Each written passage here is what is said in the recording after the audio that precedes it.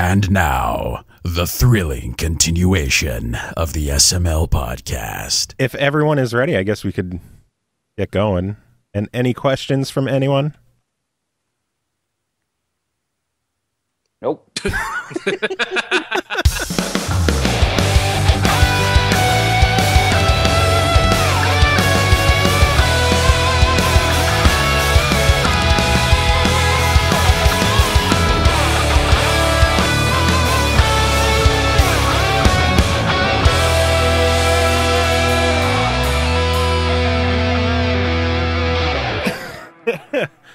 Oh, man. What's up, everyone? This is Joe. And I'm Pappy. This is the SML podcast, episode number 189. We are creeping the hell up there, getting close to 200. To celebrate our 189-ness, we have 3 guests with us today.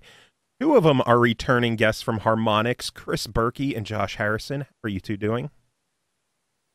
Well, very well. I'm so glad you talked at the same time. Well, I was like hoping that she would talk first, and then I assumed she was hoping I would. Yep, that's exactly what I thought too. Yeah, off to a great start.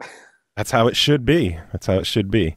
All right, so we'll go. Josh, how are you doing first? Ladies Doing first, clearly. Great.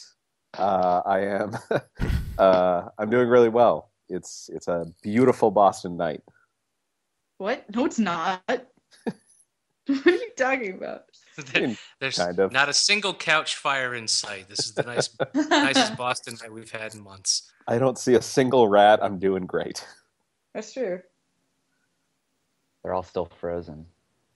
Yeah, it's unfortunately cold in here. And by in here, I mean in Boston. All right, so Criss, how are you doing tonight? Well, doing pretty well.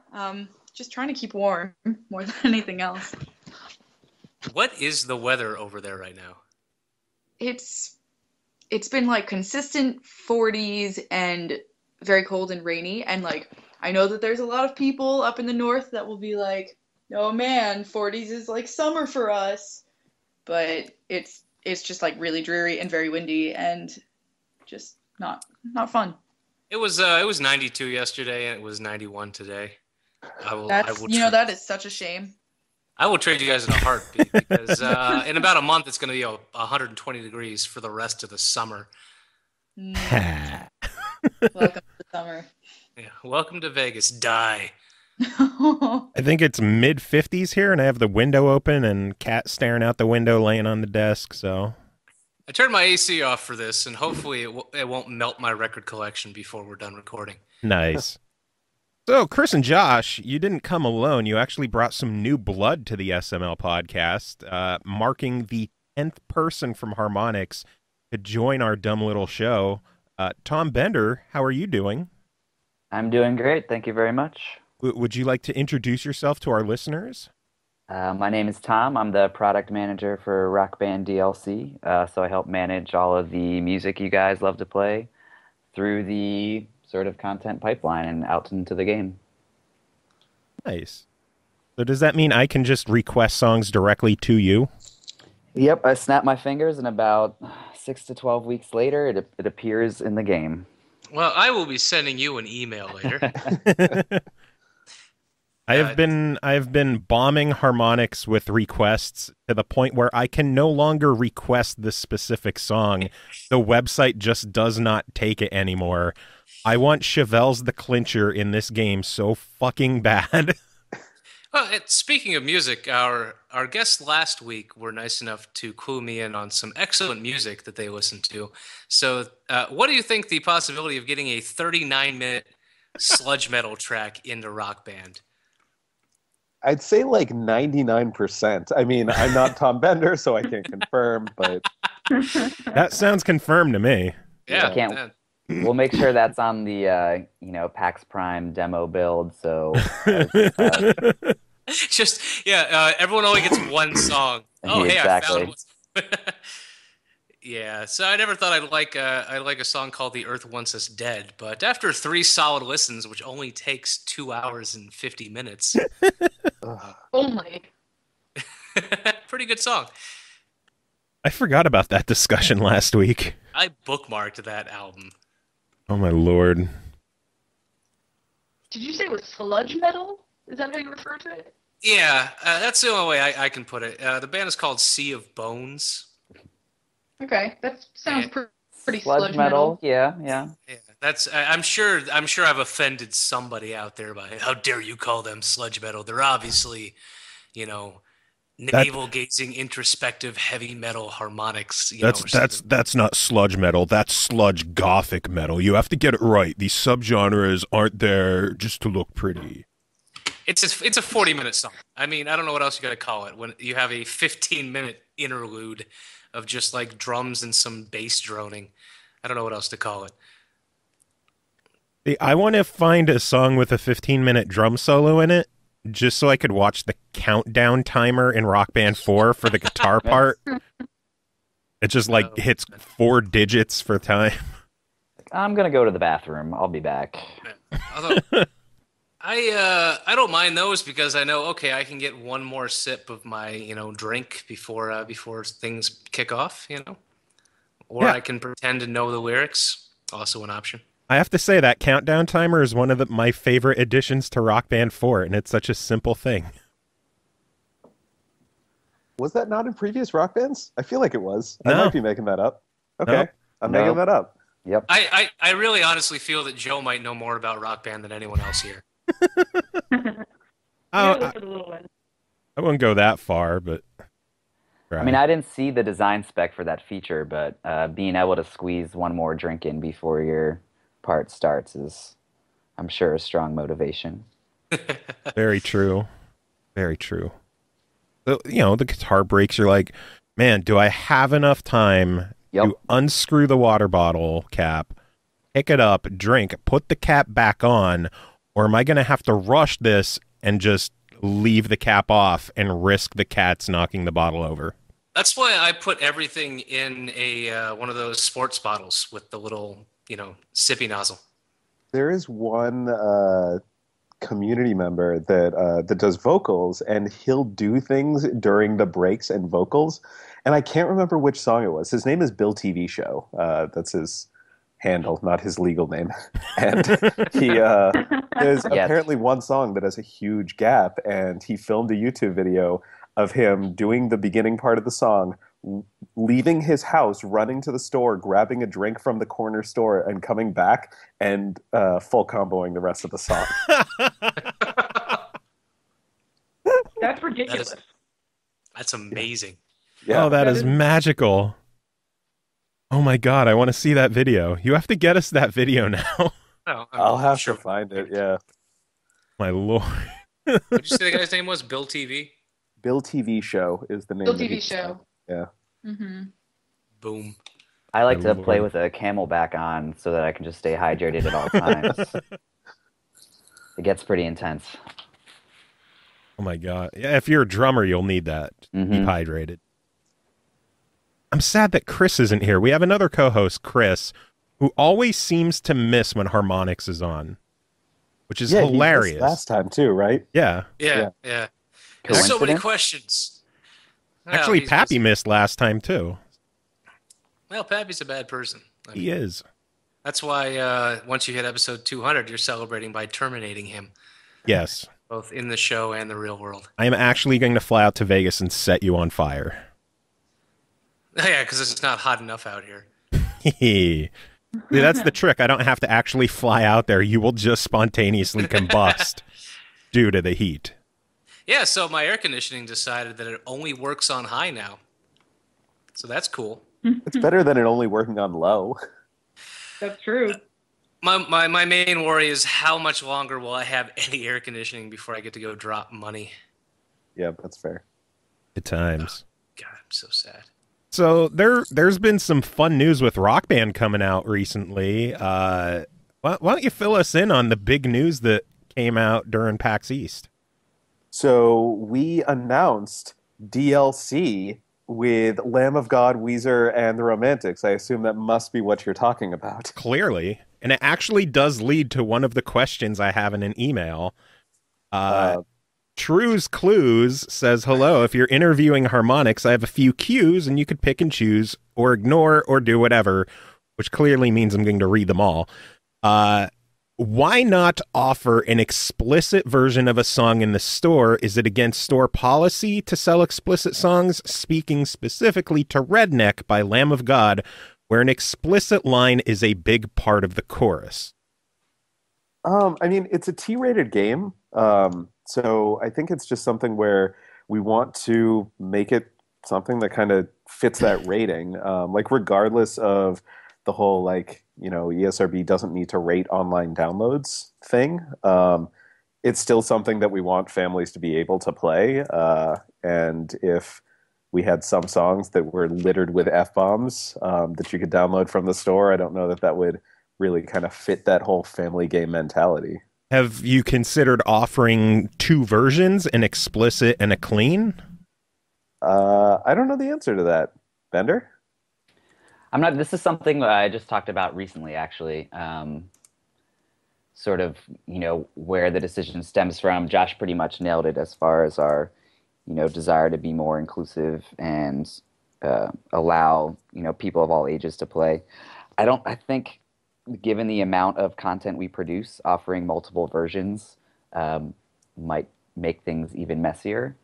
But I'm not aware of any like explicit conversations we've had to. Well, I mean, let's be honest though, too, that. Joe. Is if there's a swear word in there, we just fill it in anyway. You're gonna sing it. Yeah, anyway. clearly. Yeah. It's just Well, if you know it, yeah. yeah. It's just there are some songs where it just kind of ruins the flow of the song to have a gigantic pause in the lyrics, mainly both Lamb of God songs. Avenged Sevenfold's Nightmare is hilariously hard to listen to. Yeah. Oh, yeah. It feels like the censor is somehow longer than him actually saying fucking in the song. Like, time distorts itself when you're playing Nightmare in Rock Band. That's a feature. Well, the other question would be, is there any option where the artist would be willing to record like a radio edit version of the songs? Sometimes we get radio edits. Like, I think Rise of the Phoenix, we have the radio edit, which has words instead of the swears. It's all just up to the artist. It's up to the artist and the label what we end up getting. Yeah, I mean, we Your prefer flippin' nightmare. we prefer those radio edits. We just, I mean, the Cake by the Ocean song, we have the radio version of that. I Or know just get the Catfish really and the bad- Bottlemen, that's the radio edit. We get the really bad radio edit, like was that ICP song back in the 90s where they said fuck like, what, 55, 60 times in it? Something like that. Fuck They the still world. played it on the radio, but the radio edit was just ufk. Just have, It's like the scratched record. yeah. So, Just change every instance of fuck to fluff. Perfect. Your fluffin' nightmare. It's a mother fluffin' invitation. That just sounds like some kind of song you sing when you're like stalking a maid.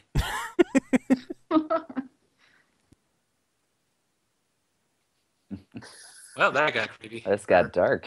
Yes. So back to the announcements that we made at PAX East. What I assume you were actually talking about is that we revealed our roadmap for 2016, or most of it at least. So we talked about Double Kick, which just launched on Tuesday of this week. We showed a little bit of practice mode, which is coming in June. We talked about pausing our updates over the summer and then releasing our first expansion pack in the fall, which has a bunch of cool stuff in it that we have not started talking about. We're going to be talking about that at E3. The only thing that we did detail is that we have these music library enhancements that are just going to help people like filter and rate songs in their library so that it's easier to navigate. And that'll be free for everybody, whether you have the expansion pack or not. And then the biggest news was More that, Justin Bieber deals, right? yes. Following that is synchronous online multiplayer coming in. Hallelujah. Hallelujah. Oh, I can't wait for Joe to mention it again. It's been so long. Yeah. No, I can't wait to yell at Pappy for how little music he has in his library. Oh, yeah. No, I have 250 songs. Get with it, man. I got 17,000 already.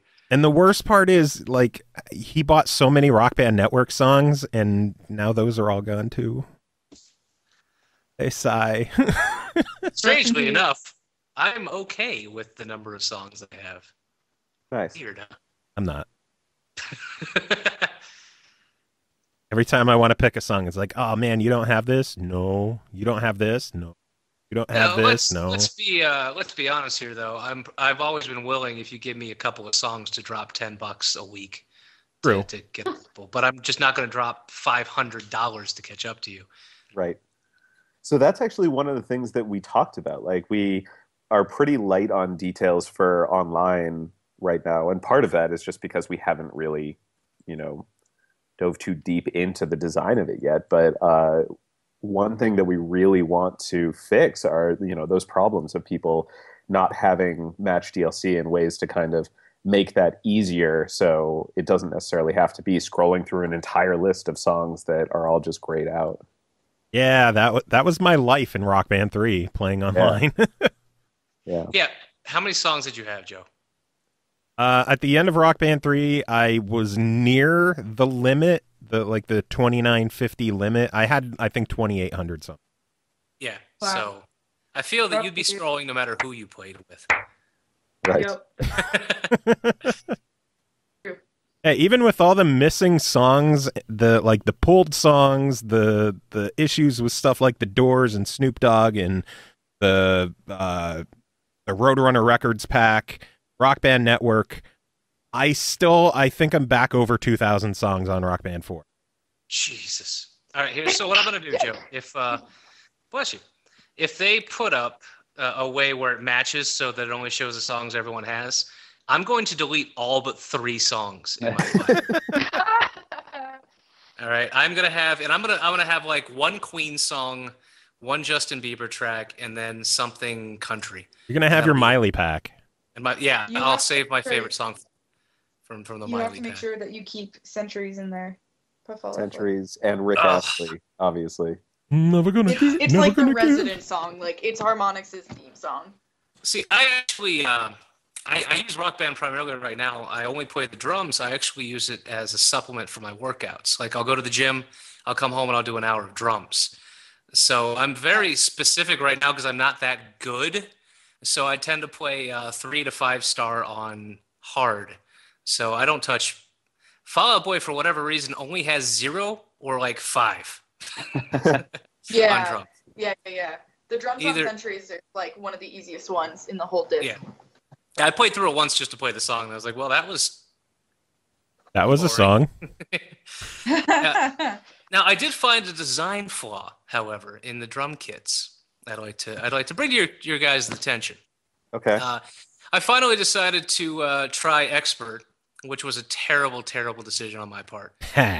And it turns out that while I'm desperately flailing away at 100 beats per minute, my drums were just slowly sliding away because I have wood flooring. So I was constantly chasing my own drum kit across the living room. That's part of why Expert is the hardest difficulty. Oh, is that what you actually have a mobile? Yeah. You No, delivered it. Have you heard of Brutal Mode? It's pretty much your drum kit just moving the whole time. Yeah, so I'm going to buy a tiny little carpet square. I thought the drums had like rubber padding or rubber feet on the bottom to keep them from Maybe moving. I just beat them so hard. Yeah, they do. It's just like they do move around. We do the same things at shows. Like at PAX, we'll use like gaffer's tape or whatever to kind of tape them down so they don't get pushed around. When you have smooth floors, it just kind of happens. Even if there is rubber, it's just not enough to hold them in place. It was pretty hilarious when I realized at one point that I'm arms outstretched to try to hit the notes. Oh, man. Well, speaking of issues people are having, another question from True's Clues. He says, a recent Reddit AMA covered the issues of inadequate calibration tools. Is there any update on newer or faster tools for manual calibration? I don't know what they're talking about. I don't remember any big AMA that like there was this expose on calibration or anything. I know that I'm lucky enough that I calibrated with my guitar and it's pretty solid. So all the people who have issues with calibration, I don't know. I'm just passing on the question. Yeah, and I'm not like denying that it exists. I know there are people that do have issues with calibration. I just don't remember the exact question. It is something that we talk about. I mean, we have this really elaborate setup in one of our rooms, and like we have had to take a little bit of time to get calibration working right for us in that room, just because of how complicated it is.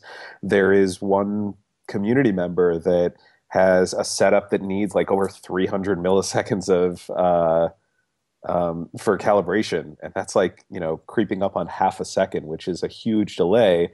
And so we're just kind of trying to figure out the best way to deal with that. We have something that we call the slop window, which is more or less like the time that a hit is accurately detected for the gem that you're trying to hit. And when you start getting really high latency that you're trying to calibrate for, it kind of messes with the slop window a little bit. So we're still working on it. It's just, it's a tough thing to solve because it's not as easy as just like making it work if you have a longer delay, because it does impact other gameplay elements. That's fair. I mean, and I can't imagine what, oh, Jesus, 300 millisecond ping just built into your setup sounds horrifying. Yeah. Yeah, it doesn't sound fun at all. Yeah, the fact around here is that I actually have a built-in 300-second ping, like from my eyes to my brain. That's why I'm so bad at games. So I've actually calibrated the drums to where I will hit the drums note just before it flashes on screen. Like I actually have to beat my TV, and then I'm nailing everything perfectly. Huh. Interesting. For what it's worth, the drums calibrated perfectly on a planetarium dome without us really having to do anything. Yup. If you could calibrate on a planetarium dome, I think your calibration tools are pretty okay. I think I want to play. Calibrated and nothing really changed. Next step is playing at Dallas Stadium. Yeah, I thought the next step would be playing in space. I mean, I can dream, right? Skip that stadium. The final frontier. Yeah, your stuff is light enough. NASA should be able to compensate for the weight and take a set up. Probably. Time to ship a Rock Band kit over to NASA and see what happens. And the next, could you imagine calibrating in space? Somebody saying that they're playing their drums and they're just floating around the space station they're on because they won't stay in place. Yeah, you thought it was hard to keep them on the floor. And yet their biggest complaint would probably be that there's not enough Muse in the game.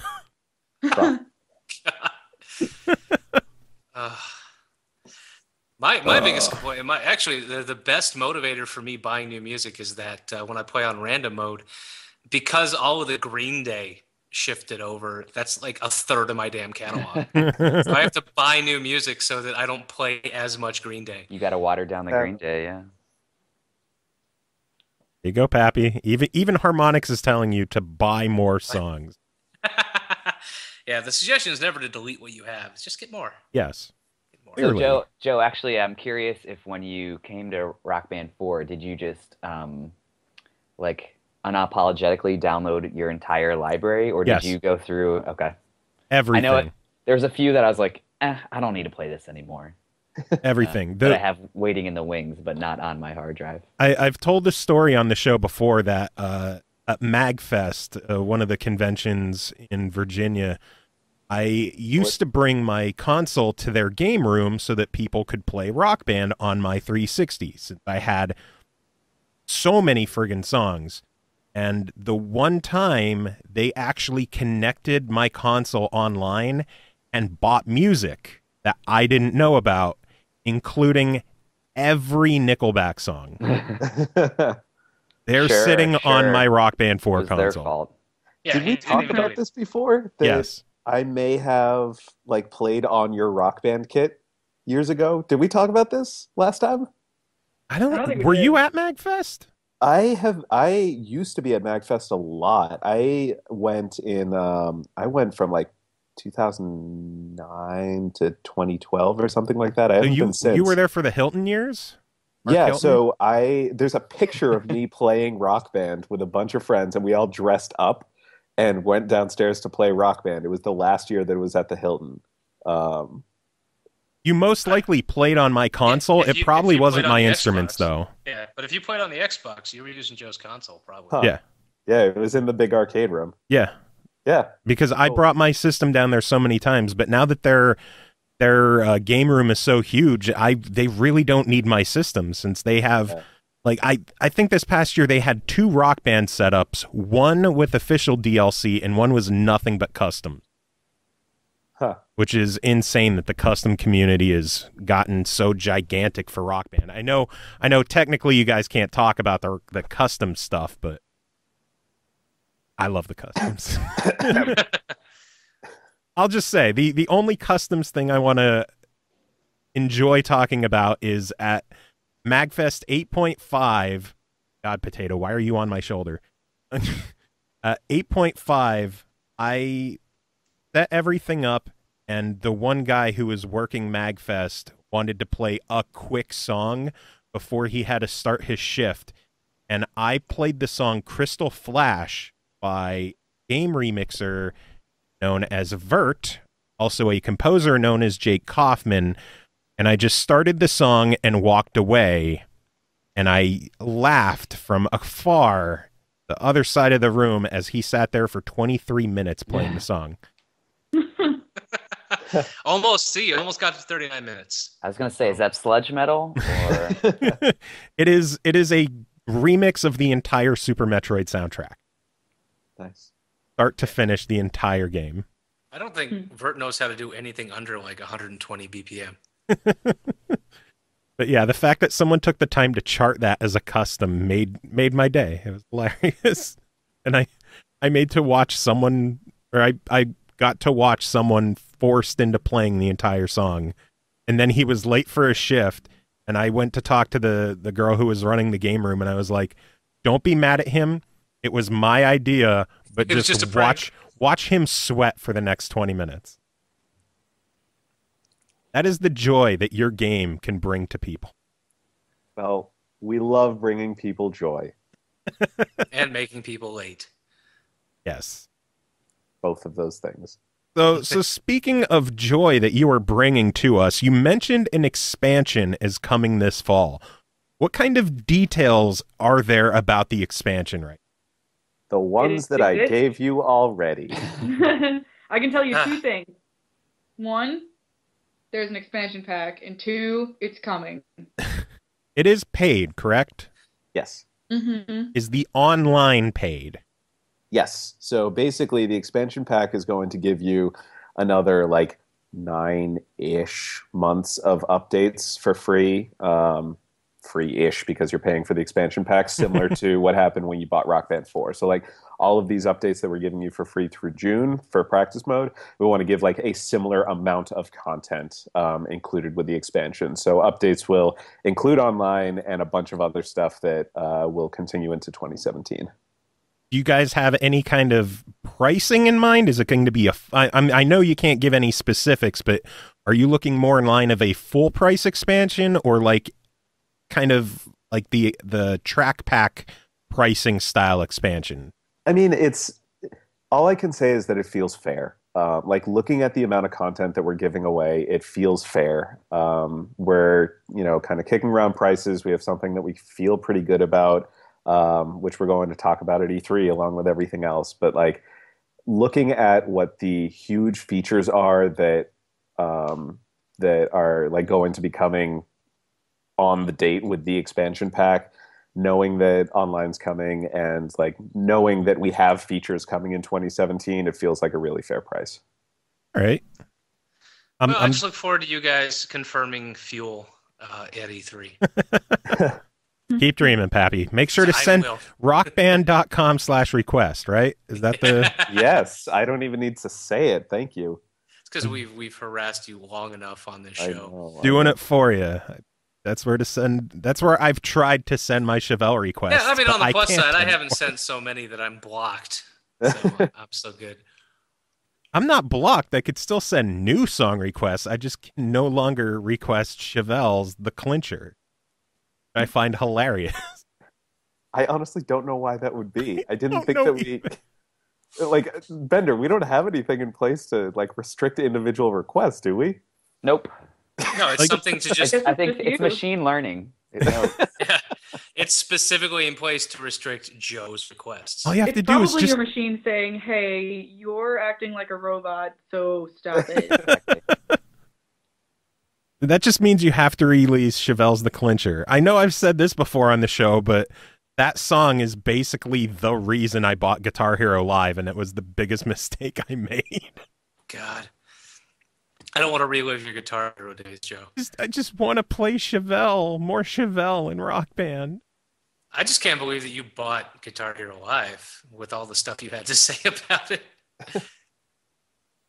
That's the desperation I go through for Chevelle's The Clincher. Things you'll do for Chevelle. Indeed. Seriously. Like, I take Rock Band and rhythm games very seriously. To date, I have bought every single new Rock Band 4 song that you guys have released. Every single one. Even if Because- he doesn't want to play it. Because Which is your favorite? my favorite so far out of Rock Band 4, even though I'm terrible at it, is probably Linkin Park's Rebellion. Okay. It kicks my ass constantly. Now, what do you mean? What do you mean by terrible? Like 93% on expert? Like, I can't 5-star it. On expert. Yeah. Okay. Just again, I gotta put it into terms. Gotta that level it's still set. on expert. And then Do you Coma primarily Machine's up there play too. Guitar? Hmm? Do you primarily play guitar? Guitar and bass, yeah. Well, he don't let him sell himself short. He's pretty dang good at stuff. I've seen him 5-star on guitar while 5-starring on vocals simultaneously. Wow. I mean, I'm not one of those score chasers. I'm not out there trying to FC songs. You know, if there's a song like Dragon Force, I'm never going to pass it naturally. I think I'm a good player, but I'm not like the people who can FC Through the Fire and the Flames. Right. Mhm. I think I can almost 4-star Dream Genie now. Maybe. Oh, God. Yeah, speaking of songs I plan on deleting. It's on disc. You can't, sucker. I know. So, who was the evil son of a bitch who decided to put Dream Genie on disc? Bender. It's a decision based on many people's input. But it was One solely person. mine. No one person will accept that responsibility. I will say, for as much shit as people give that song, I think it's one of my favorite songs on the game. See, musically, I feel like a bunch It of was all people me. It dropped was me. acid and just punched instruments for 10 minutes. Like, are you guys familiar with a very obscure band called The Frogs? No. All right, so they have such hits as Grandma in the Corner with a Penis in Her Hands. So, you know, really, really family rock. band. Naturally. Yeah, but Christian band. they're old school, like proto-punk, in the sense that I don't think they ever practiced so much as just got really, really high and then recorded what they were doing. And I feel like Dream Genie is like the science fiction version of that. Like, someone got really high and then set up all of this awesome, high-end technological music and just banged out this thing that I was then forced to play in order to beat the game. Not bitter or works. anything. Yeah. The same streamer Nefarious that I mentioned earlier, every time I jump on his stream, he has like a request thing where you just type exclamation REQ and then a song title, and it just automatically goes to a request list that he follows. Every single time I go in a stream, the first thing I type is Wreck Dream Genie. And he's just, Joe, you son of a bitch. Again, really? He has never completed the song, but he tries. Does try every time. One of these days, Well, I believe he'll finish. There was a track that we used for the Battle Mode battle back in December, and it was one of the DLC tracks that came out. It was Symphony X's Nevermore, and like I hadn't listened to that song before we put it in Rock Band, but to see those players just utterly destroy it in Brutal Mode, nonetheless, and it was already like a ridiculous song to begin with. It was just like mind blowing to see it. Like I didn't realize that humans were capable of such skill. Yeah, right. It's kind of, I mean, it's awe-inspiring and kind of depressing at the same time to see what other people are able to do with their. Oh yeah, like I could never even bother to try comparing myself to them, like at all. So what's the response been to brutal mode? I don't know. I think that like when we first announced it, people were like, I mean, quite frankly, people were disappointed because they're like, "Oh, we want set list, we want practice mode, and instead you give us this." And it's like, I mean, like I kind of get it, but at the same time, brutal mode isn't really something that like we gave instead of something else. Like there's no way, given the development time needed on any of those other features, that we could have given any of those. But I think that once people actually had it in their hands and they were trying it, they're like, yeah, this is actually pretty fun. And there's a story that somebody told on our panel at PAX East about how we started developing that, and just like that the first paper prototype was somebody like holding up a piece of cardboard in front of the screen so that somebody playing would not be able to see. And I think that it's one of those things where like it really is a lot of fun if you play at that level. It's just a new challenge and a new way to play. I wish you can adjust the difficulty of the brutal mode. Like, not like have easy, medium, hard in terms of charting. I just mean like when it gets past a certain point, it's just too much for me. But say the missing notes are only like 3/4 of the way, I can still handle that pretty well. But when they go all the way up and you only see the notes for a fraction of a second, it's just too much for me. And that's probably the biggest reason I dabbled with brutal mode a few times, but for the most part, I'd rather just play the songs. I'm going to go try Centuries on brutal mode. that might work, though, because that's a relatively easy song on the disc. But the thing about brutal mode that's really cool is, like, it gives you an opportunity to almost learn the chart, if you will. So people who, like, have played a song, know a song really well, are just have a good understanding of what's going on in that track, can probably do brutal mode better because it's almost like muscle memory at that point. Yeah. Like I understand why it's there for some people, but for me it's like it's a cool thing. I don't know. Mudry is in the chat and he says hi, Josh. Oh. Well, hello. Hi, Nick. You can't escape him. Hi, Nick. Everywhere. Nick number 3 never showed up, so Nick Mudry is still our most recent Nick. Nick and I had a weird moment in a meeting today where I was sitting behind him and I noticed that the tag on his shirt was the same as the shirt that I was wearing. And the meeting was like, it was an hour long. And so for that entire meeting, we had this like suspense on wondering if we were wearing the same shirt, and we were not. Aww. What were the shirts? Mine is just like a plain tan American Apparel shirt, and his was a Rock Band shirt. And so apparently Rock Band used the same brand that like I randomly bought one day. That's neat.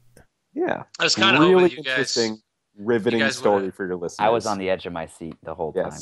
I was kind of hoping that you guys discovered if it was or not by taking your shirts off and swapping them and seeing if they felt the same. That happened when we filmed, not for shirts, but we changed clothes when we filmed the PC campaign pitch video because he was wearing a shirt that had a logo on it and we couldn't film it, so I gave him my hoodie. Oh, wow. Did that really happen? Yeah, no, that really happened because I just had like a plain gray hoodie. I think I borrowed one of our like asset gurus sweaters for that. Oh, okay. Yeah, because there was a moment where the 4 of us who needed to be on camera were like dressed all in black, and our marketing manager just looks at us and she's like, "This is not. We need no." And then she just started running around the office trying to find different like pieces of apparel for us to wear. Welcome to Goth Band. That's so rock and roll, though. Josh, your hoodie is super soft and I want it. Yeah, Nick. it was this period that I was worried I wouldn't get back. That sounds like a high school relationship right there. No, apparently Nick still wants it, so... Well, that's... Watch your ass, Josh. He's coming for your hoodie. 10 or 11 years ago, a girl I was seeing bought me a really, really nice hoodie, but it had the Guinness logo on it. And I swear to God, people kept walking up and offering me money for it, like right then and there. But I was in Jersey at the time, and you wear a hoodie when it's cold. So people are like, dude, I'll give you like $40 for your hoodie. It's like, dude, it's 8 degrees outside. I need this to survive. That's messed up.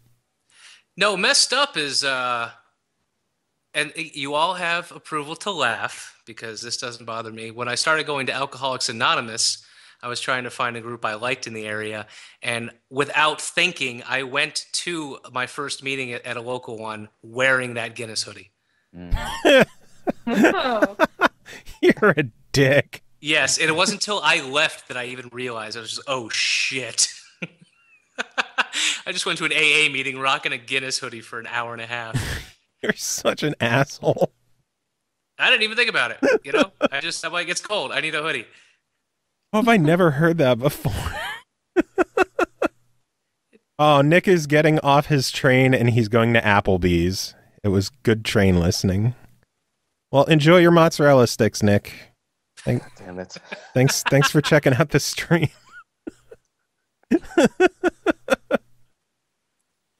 So that Rock Band.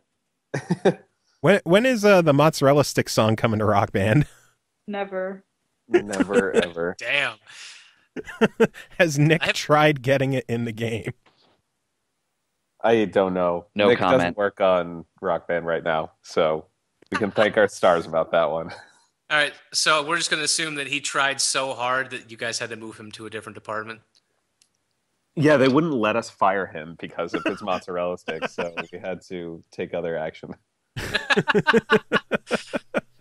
I wonder if our song request webpage also doesn't allow him to request that song anymore. It's the mozzarella Should stick check. song and Chevelle's The Clincher. No longer allowed to be requested. The reason we it's put machine blacklisted. learning in was because of Nick, and you are just like a sad byproduct of that. At the same time, you guys did allow Nom Nom Nom in Rock Band 3. So I feel like anything is eventual if you just wait long enough. That brings up a good question. With the whole PC campaign, one of the big things was to bring back Rock Band Network in some form. Is there still any hope for Rock Band Network, either in a new form or bringing back past songs? Because God damn it, I want Nom Nom Nom back in Rock Band so bad. I mean, so that's two questions. The first part of that for bringing Rock Band Network back, there's just no structure for it. Like, the reason that it was possible on Xbox 360 was because they had the XNA framework and, more importantly, the peer review system. So it allowed people to, it gave us a pipeline so people could submit their music.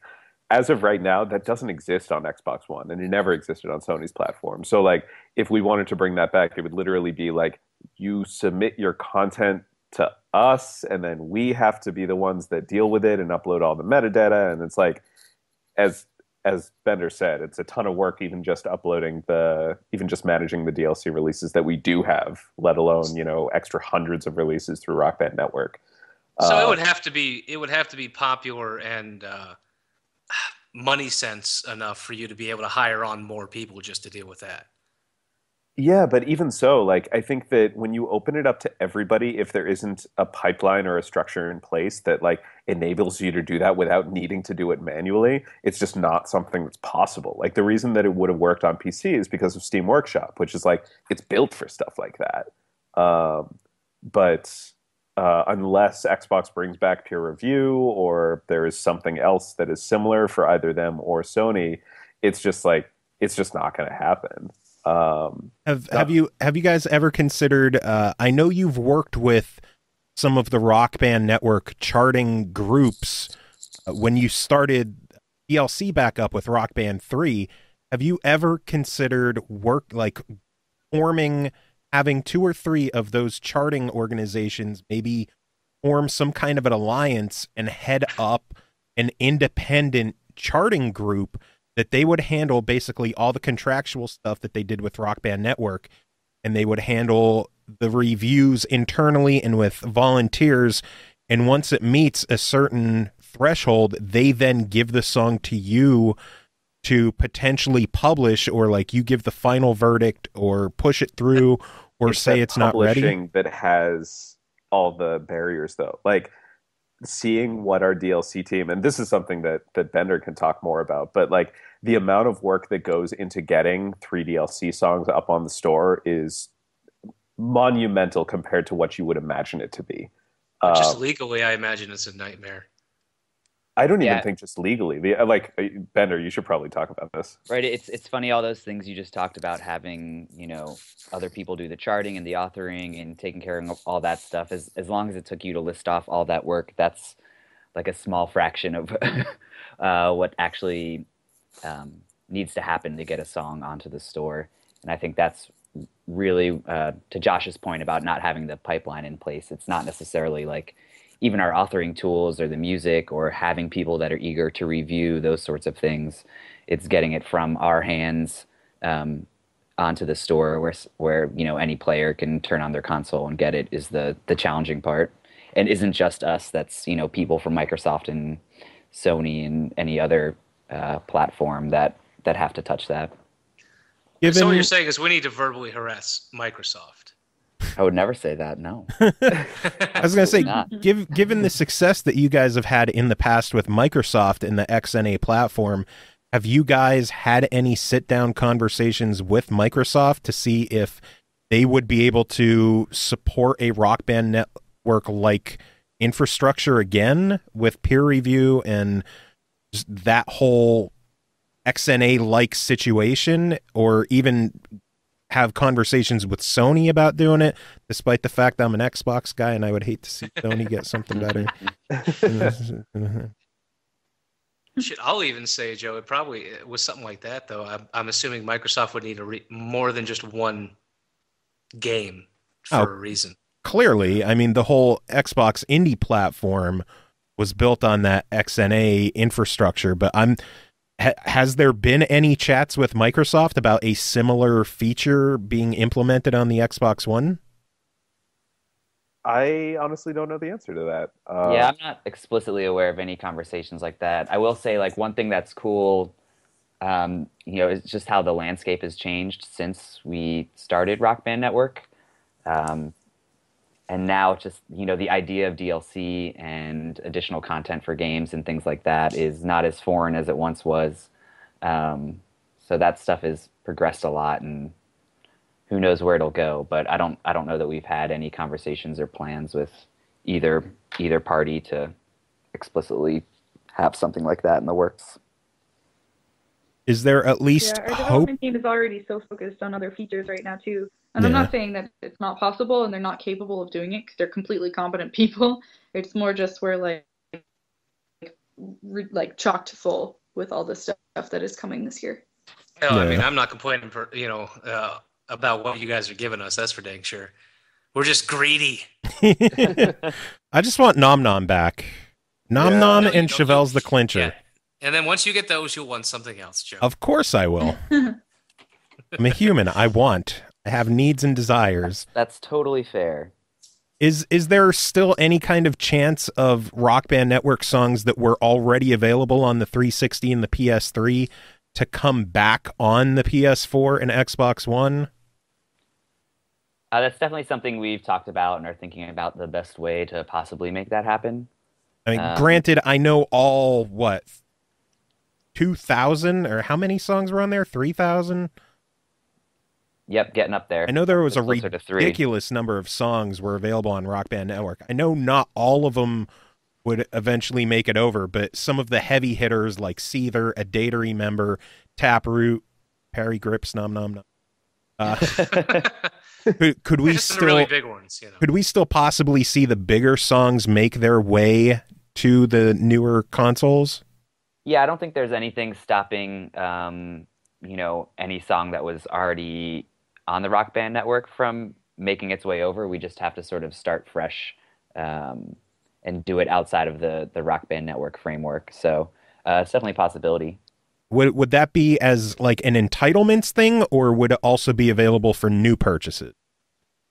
Not clear. Like I said, that's sort of figuring out the best way to do that, or if that's, what is a viable option as far as those songs are concerned, is still something we talk about and haven't landed on a solution if there is one. Free for everyone but Joe. He has $100 a track. I would probably pay $100 to get Nom Nom back. I won't lie. I don't joke around with how much I played that song, Rock Band 3. No, it was your most played, and we had to end every single session with that song. Yeah, that and Lordy's Hard Rock Hallelujah. Oh God! Here, Pappy, sing this song. Hallelujah! Yeah, and let's just say that I'm glad no one recorded that when I was doing it. Yeah, sadly. Hey, maybe when Synchronous Online is out this holiday season, we could get Splink to record some videos of us again. Yeah, I'll stick to drums and not singing. Cool. Because that song might happen. But I did have another question about the expansion pack coming this fall. That they can't talk about? Probably not, but I have to ask the questions. That's what this is for. It's your duty, Joe. We know there's going to be features. We know there's going to be online. Will there be new songs? Maybe. Right? Yeah, I mean, like, we're talking about it. It's like, again, it's that what feels fair. And we know that, like, content is what drives this game. And, like, for us, content are songs, obviously. But it's tough because, like, weirdly, there are all sorts of complications in doing an expansion pack that isn't just a new game. So we're just kind of like talking through the best way to, again, to do what feels fair and do what we want to do for players and give people what they want. I mean, that's kind of the theme of what we have been trying to do for, the last 6 months, is listening to people and giving them what they want. And that's no difference here. Like, we know that people want that, and so we're thinking about how the best way to do that. You guys just keep being awesome, and I'll keep throwing money at y'all. Sweet. That's where I stand. Sweet. That's where I stand. So I got a quick question for since we have 3 guests on, and according to Joe, I love asking this question. What have you guys been doing game-wise when you're not working on your own game? What have you been playing? I am not so patiently waiting for Uncharted 4. Very excited for that one. Aside from that, I've been playing The Division a decent amount recently. John Drake works at Sony. He didn't give you guys any copies of Uncharted yet? Unfortunately, not yet. What a dick. Dang. Come on, John, hook him up. I wish I was one of those people that, like, stole a copy, since that was this whole big thing. That was a thing? Yeah, they're like, Shuhei made some tweet or something like a week or two ago that said that a bunch of people stole like a significant number of copies. I think it was in the UK. Oh my God. Yeah. Uncharted is like my Star Wars, where I haven't consumed any media. Same. So I actually briefly forgot it was coming out next week. I have my copy pre-ordered at Best Buy. I'll be grabbing that.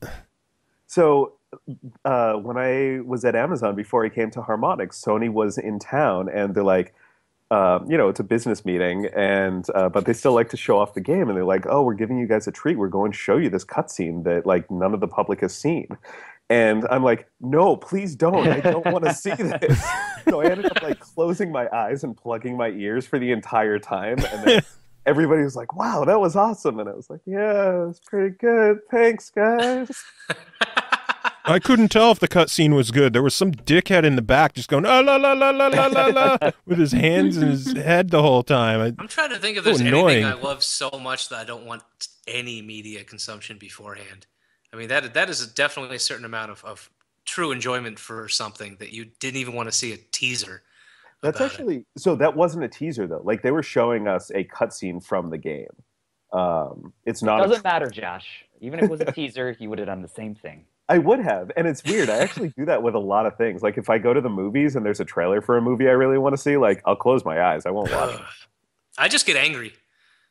I review 50 movies a year, so I just get angry. I'm like, oh, the same trailer. I wanted to see this movie 3 months ago, and now I hate it.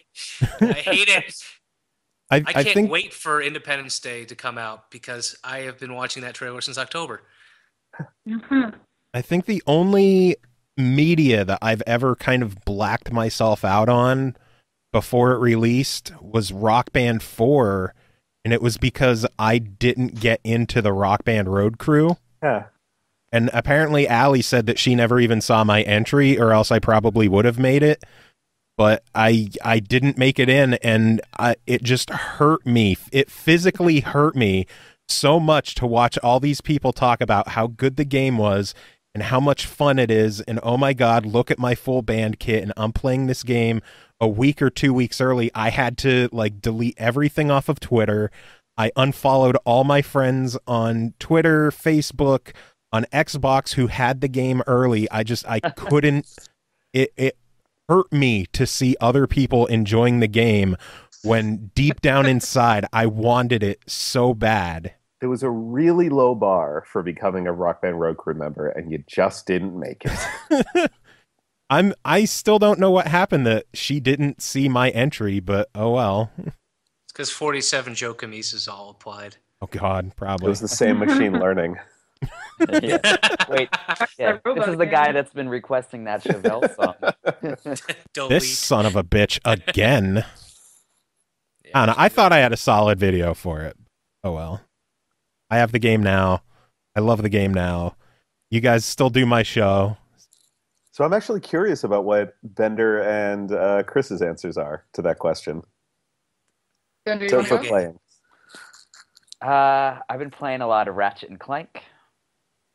How is it? I heard the new one's really good. How is it? Yeah, I really like it. I was sort of like an angsty teenager when the original series were really popular, so I think I was like, oh no, that's like too cutesy and cartoony for me. Whereas now I can sort of appreciate it a lot more.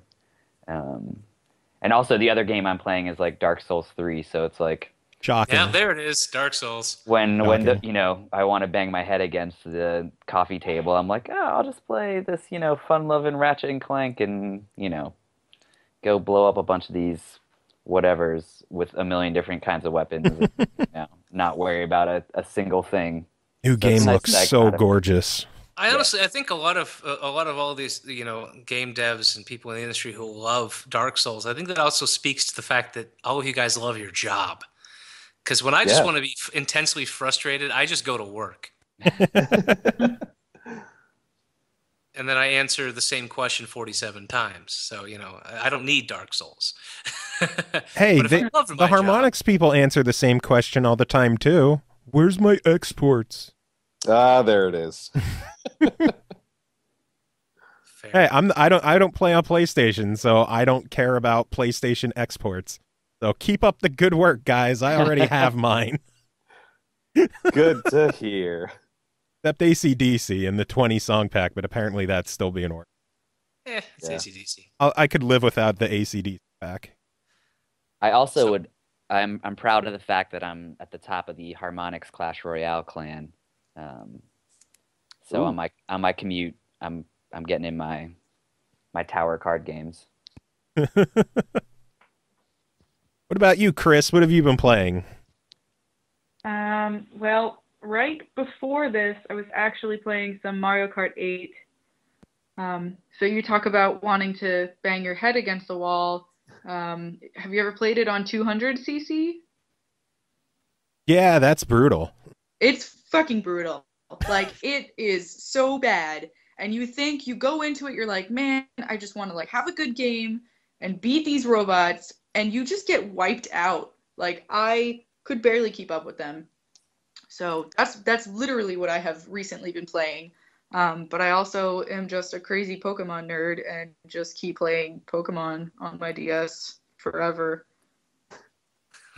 Forever. That's pretty much what I do. That reminds me, Il Nino's Against the Wall is in Rock Band Network. That's another one I'd like to see come back. Banging my head against the wall. How appropriate. So, yeah, you say Mario Kart 8, I'm just sitting here going, holy shit, they're at 8? Like, Yeah, they are. And you know, they only started naming them with numbers at 7. Oh, okay. Because I remember the last time I played was Six Mario Double Karts Dash. that have numbers with them.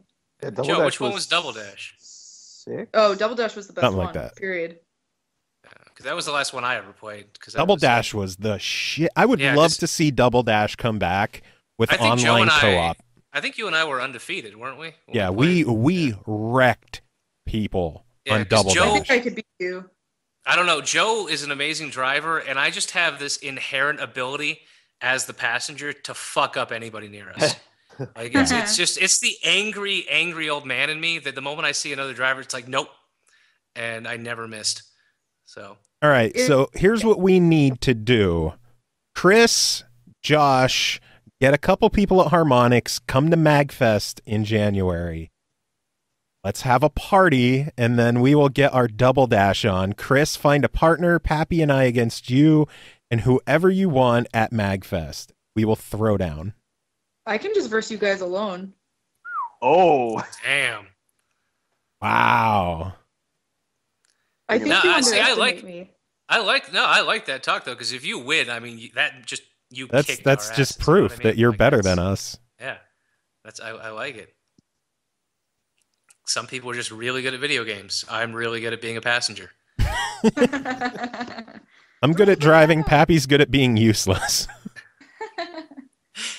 Yeah. No, Bring really, those Mario blue Kart Double sparks. Dash is the only game that I could whip people's asses in. It's quite literally the only one. So it's fun. Yeah, everyone finds that one game. Like for me, it was Burnout. Like I just again, it comes down to that inherent violence. You give me a racing game, and I just get bored. You give me a racing game where I have to just destroy the other, challengers. No problem. I'll take first like every time. You just got to find what you're good at and embrace it. Josh and Tom, what are the games that you were just unstoppable at? Amplitude. It's true. I've seen it. Yep, that's true. I was just, this whole conversation, I was like, shit, what's my game? What's my game? And I can't think of one. I'm sort of Sudoku. I'm a jack of all trades and definitely a master of none. Mine is Tetris. Yeah. Oh, God. Yeah. Not even. I think part of the problem is being friends with Joe for 23 years now is he's just really good at a lot of games. So to this day, I'm not really sure if I'm like actually better than most people because I'm constantly playing against him. So I don't know. It's possible. He skews the curve a lot. So I could be really good at some video games and just never know it because I've never beaten Joe. Oh, don't get him wrong. I'm bad at a lot. I am still bad at a lot of games, but That's why I Tetris play Halo is with you. my shit. Yeah, that's actually one of the reasons that I love playing Halo with you because it's one of the few games I'm better at. True. I was just going to say that. I played Halo with my boss, and it brings the average matchmaking down, and I feel like a king. I'm going to get into some Rocket League here soon. I can't wait to see how I'm going to bring everyone else down. Nice. Rocket League is a lot of fun. I am so bad at it, but I love it. Same here. Yeah, I got a friend who's willing to stream with me, but he already said that I have to put a couple more hours into it because it wouldn't be fair if the matchmaking, had us go against a team at my level. Because he was just like, no, that's really not fair. I don't want to be that asshole who just destroys everybody. So you need to play more before we team up. I'm like, okay, that's fair. That's like us playing with Chris. Yeah, exactly. Our Chris, not Criss Burki Chris. Yeah. Huber. Our Chris is ridiculously good at that game. He's been playing it since it came out on PC. And Joe and I are just like, hey, look, a ball. Yay. When it first came out on PlayStation as well, it was free with PlayStation Plus, and he's like, I heard a lot about it. Could I try it? Like, yeah, I just downloaded it. I didn't get to try it yet. And he just grabbed the controller, and he played for hours. And he didn't lose at all. He was playing online, not losing, and that's just like the game that he picked up on and is just insane at. There's someone in the office that works at Harmonix that is very, very similar to that. Like, give it a couple days maybe, and any new feature that comes out on any game, he's already perfected. Damn. I need to find more games that I'm like really good at. I was the Harmonix video game champion of Lethal League. Co-champion, but still. What is Lethal League? It's this like 2v2 fighting game where you can only damage the other team by hitting them with a ball that's being like oh god, I've whacked seen back that and played. forth. Oh, yeah. I don't even play it because I don't have the Twitch skill for it. I watch people play it. I'm like, nope. I will be the dead guy. I've also beaten Quap. What? Oh yes, I've beaten that too. Is there a video of you beating that's it? one too many times. I have a screenshot of it. Damn. Wow. That's impressive. I'm impressed you guys have the attention span. It took a while. Took me 17 hours of careful button manipulation. I did 10 minutes of co-op, and I'm like, well, that was amusing, and I'm never playing it again. And I'm Yeah, somehow that's at how I negative felt. 10 yards. I think I got 3 yards. Like, that was my best time, or the best distance. Damn. 3 yards, 8 minutes. That is nuts. Yeah, watching people play Quap is dumbest shit in the world. It's so good, though. I stick to games I'm good at, like Frog Fractions.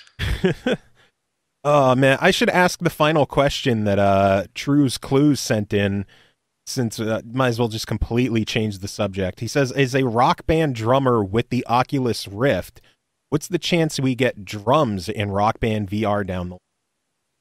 I mean, like, I don't know, very, very low. Like, maybe in a future Rock Band VR game, but like Rock Band VR we're just focusing on guitar. VR is really interesting because like if you have peripherals, you need to have that sense of like connection to those peripherals. And I think that the team came up with a pretty brilliant way of solving that for guitar, where you have this like little clip on the back of the headstock. I don't know if you've seen it from when we were showing it at GDC.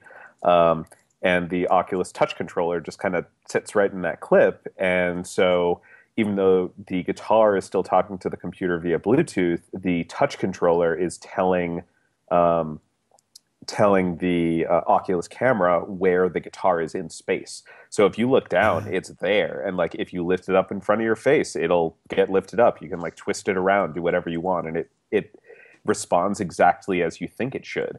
And like if you hold down the frets, they light up so you know where your hand is. And if you use the whammy bar, it actuates in the game. So like it gives you that feeling that you are actually holding that guitar. And there's no easy way to do that for drums, because it's like you got two options. You can either air drum, which is terrible at high level play because there's no feedback because you're not hitting anything. Yeah. That's when you hit your own shins. Right. Or the other option is that like you find a way to render those drums in the game. But like, again, talking about what we were talking about earlier, even if there was some way to calibrate exactly where the drums are, if they move like an inch or two in real space, but that isn't reflected in the game, then now you're like missing, and the drumsticks are going through the pads, and it's all kinds of disorienting, and it takes you out of that immersion. So you literally have to like staple them down to the floor. Yeah, which is like, I mean, it's a big ask of people. Yeah. Here's the drum kit, and here's the hot glue gun. So wherever you want to set up the drums, just don't plan on moving them ever again. Yeah. Oh god. and that's really fair because with a guitar and with vocals too, there are easy ways to impart feedback, but the drums are a very physical tool. Yeah, and like I don't know, I don't want to say never, because like VR is still in its infancy and still will be for another year or two. So like who knows what will come out of it. And I was just talking about this earlier today, that like this is one of the most exciting things that's happened in games in a long time, because like if you look back to what happened when like first person shooters came out, the like commonly used control scheme of like left stick being strafe and right stick being look, like that didn't happen at first. And like third person games use tank controls for like a couple years before people were like, hey, that kind of sucks. So like, I wonder what the equivalents there are going to be in VR, where like 5 years from now, we'll look back and say like, wow, I can't believe that was like the commonly accepted way of doing this thing. I'll definitely say VR now is definitely making my interest change a little bit in watching Let's Players, because I personally just think it's stupid looking. You know, with a lot of the Let's Players, I'm like, okay, please just show the game. Because if you're one of those guys who has the little picture-in-picture of your face, I'm like, that's cool. You know, it's cool to see you reacting to games. But now you're wearing that headset, and you've still got the video on yourself. You just look ridiculous. Like, I'm sure you're having a blast, and that's awesome. But just don't even bother video your face. Just pure game footage. You know. I'm still nowhere near VR. Like, first off, my computer can't handle it, and second, it's just. The price is way beyond anything I could afford right now. The only time I laughed was one of the guys was playing a game standing up, and then they proceeded to just start like bumping into their bookshelf and wall because they were moving too much in the game. So I'm like, all right, well, at least this is amusing now. Well, we have a question in chat. I know the answer to this, but I might as well get you guys to confirm it on the show. He asks, we're never going to see Rock Band ported to the Vive? Rock Band VR will not be on the Vive. Who knows what'll happen to the franchise down the line, but like Rock Band VR is being funded by Oculus, so they're going to be the exclusive platform for Rock Band VR. And I know Rock Band VR is on the Oculus. You guys are doing Harmonix music on PlayStation VR. Do you guys... well, you also just did Amplitude on PlayStation. Do you guys have anything special in the works for Xbox fans? Like me? Nothing right now. God damn it. I wouldn't rule it out. Like, Dance Central has always been an Xbox game. We got Fantasia, which was incredible. Yeah, you got Fantasia also. I think that's something that we've always been really good at, is just like, you know, making games that work for peripherals, where a lot of other studios are making things that are really gimmicky, and we kind of find ways to make them work well. Is there any chance we could see an Amplitude-like game on the Xbox, like Xbox-litude? Joe's question is basically just, when will everything be available on Xbox? Well, no, I know we can never get Amplitude on Xbox because it's a Sony property, but Rock Band Blitz was quite similar to Amplitude, but in a more casual way. I'm just curious if we'll ever see something like that on the Xbox One, either with maybe Rock Band Blitz 2, or maybe you guys could shock the world and have that be a new mode in the expansion pack this fall, or even have Rock Band Blitz become backward compatible on the Xbox One. You've just ruined their entire E3 presentation. I hope so. No, you didn't. Everything the new features are brand new. Nobody's ever seen them before. So, nice. Yeah, they're awesome. Yeah, I don't know. I mean, we don't have anything like that in the works now. We know that everybody really likes Blitz, though. And, I mean, after Online is out, we have a bunch of features that, you know, we have a bunch of content updates that we need to do. So we honestly haven't started planning those out yet. Like, we're getting the expansion pack out the door, and then we're focusing on Online 100%. And, like, you know, obviously we have to start planning. Thank you. For listening to us and bringing Online back. Yeah, if you guys ever get around to it, I will appreciate a feature that makes my bandmates stop doing stupid and inappropriate faces during, like, you know, you're playing a slower song and then they start making that metal face, like da da da da. I'm like, no, dude, I'm playing like fucking country music. What's going on here? Or they just start rocking out like 4 times faster than the rhythm of the song.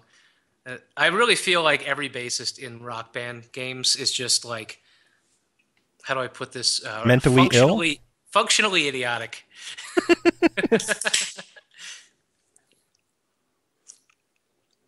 We'll get working on robot mode immediately. Yes. I just want dead stares. Like, not even an audience. Just have all 4 of the people playing just dead stare through the screen at my soul. Nice. Like the Five Nights at video. Freddy's. Yeah, or like Five Nights at Freddy's of Rock Band, you know. See, So- Joe's coming up with all these interesting questions. I'm just like, nah, let's give me nightmares. I want demon characters. Yeah. Well, the Bloodborne characters, you could get some interesting. Battleborn. Bloodborne. They're Battleborn. God damn it, I can't talk. Games have two similar names. I blame that. You're forgiven for that one. That's an easy one to mistake. Battleborn, Bloodborne, they're both Just call them Battle Blood, then you're never Battle wrong. Blood. The Battle Blood characters that you guys have, pretty good. You need Bloodborne characters. That'd be cool. It would be What's cool. It would June have to be update. Sony Confirmed. exclusive, but yeah. June update confirmed. Oh yeah, Bloodborne. Get characters. Bloodborne in the PlayStation version and get Master Chief in the Xbox version. That would be Yeah, awesome. but in order to use the Bloodborne, you would have to also agree to make the songs 8 times harder than normal. Like you miss one note and it's just It restart. deletes the song from your hard drive. Okay, one more email question. You just introduced the double bass pedal into the game. That you Yes. can now use 2 pedals. Thank you. People are asking if you have any thoughts or plans to go back and rechart any older songs or new songs with true proper double bass pedal. I'm silent because that's a Bender question. Oh, I don't think so. Bite my shiny metal ass. I would imagine there'd be like leaderboard implications and all that sort of stuff with changing. Oh yeah, the and that charting. would that's a sensitive subject right there. I mean, people constantly point to Guitar Hero and their Expert Plus that had true double bass. Is there any possibility of adding a new leaderboard, not just reworking Expert, but having a true Expert Plus and a whole separate leaderboard with double bass charted? It's possible, but it's entirely dependent on our dev team's bandwidth. And a lot of that is kind of being taken up by the features that we haven't talked about quite yet. The DLC team, I know for sure the DLC team is like really hard at work. Like, you know, we're obviously doing the weekly DLC again, and we're also starting to chart the RBVR as well. So they're kind of doubled up on that kind of stuff. So things are like really evenly spread at this point. It's really hard to introduce something like that into the mix, especially like thinking about recharting 1,800 plus songs. Yeah. And, Hey, I just thank you for the double bass. Maybe someday I'll perfect something.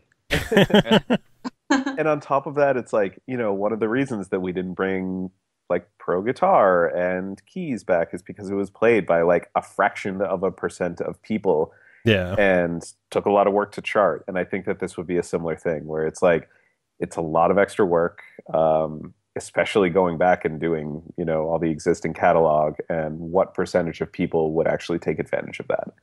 Could it at least be something that you implement in new songs and not necessarily go back and rework any of the old stuff? Or if you do rework any old stuff, it's just very selective stuff? I mean, the thing that's tough, like, that's one of the reasons that playing keys kind of was rough, because not every song has keyboard support. So if you're like, yeah, I'm a double bass player and I want to play songs that have double bass, it's like, well, now my catalog of 800 songs is 75. But at least if it's not supported with double bass, you can still play the normal version of the song with the 2 pedals. I think that's just a can of worms, though. Yeah, true. This is stuff people are asking, so I feel I got your ear. I should at least ask and see what your thoughts are. I think you guys honestly brought up a really good point, though. This is your 4th version, and you got to see what did and didn't stick. So now by taking the stuff that was the most popular and honing it and improving on that, like I can't complain. I really appreciate you guys are still out there giving me new things to do. 10 years down the road, Yeah. I mean, it's like along those lines. It's tough because if we decide to do double bass and we want to do it for ongoing new songs, then like now we've committed to that, and now we're doing that for the entirety of this generation, and that's the thing that we don't even want Rock Band to end in like June-ish of next year. Like we'd love to keep it going, and I'm sad it ended for a little bit in the middle there. Yeah, a lot of people are. And Us too, Joe. Us too. I mean, hell, our second episode of SML was Rock Band Died. Oh. Too soon. And then before our hiatus, the last episode was Rock Band is coming back. So, and now here we are, another year plus later, and now we're back going harder. You guys are back harder than ever, and Rock Band is looking good. And I finally perfected a song on drums on hard, and then forgot what song it was. He finally learned to talk things. Wait, when did Rock Band drums come out, Joe? Roughly what year? When Rock Band 1 came out. Okay, so yeah, roughly what year? 2007. All right. 1993. So it only took me 9 years to get a perfect score on one song on drums. 8.5. You clearly have not played Poly. No, I haven't even heard of that one. Foo Fighters, Poly. No, I didn't. Why, has it like hit the drums twice and call it a day? 4 times, I think. I would, with something like that though, I'd still mess up because I would get distracted waiting for it. It's like too much pressure and the stress. One of those songs where you wondered, why did they even bother charting drums? But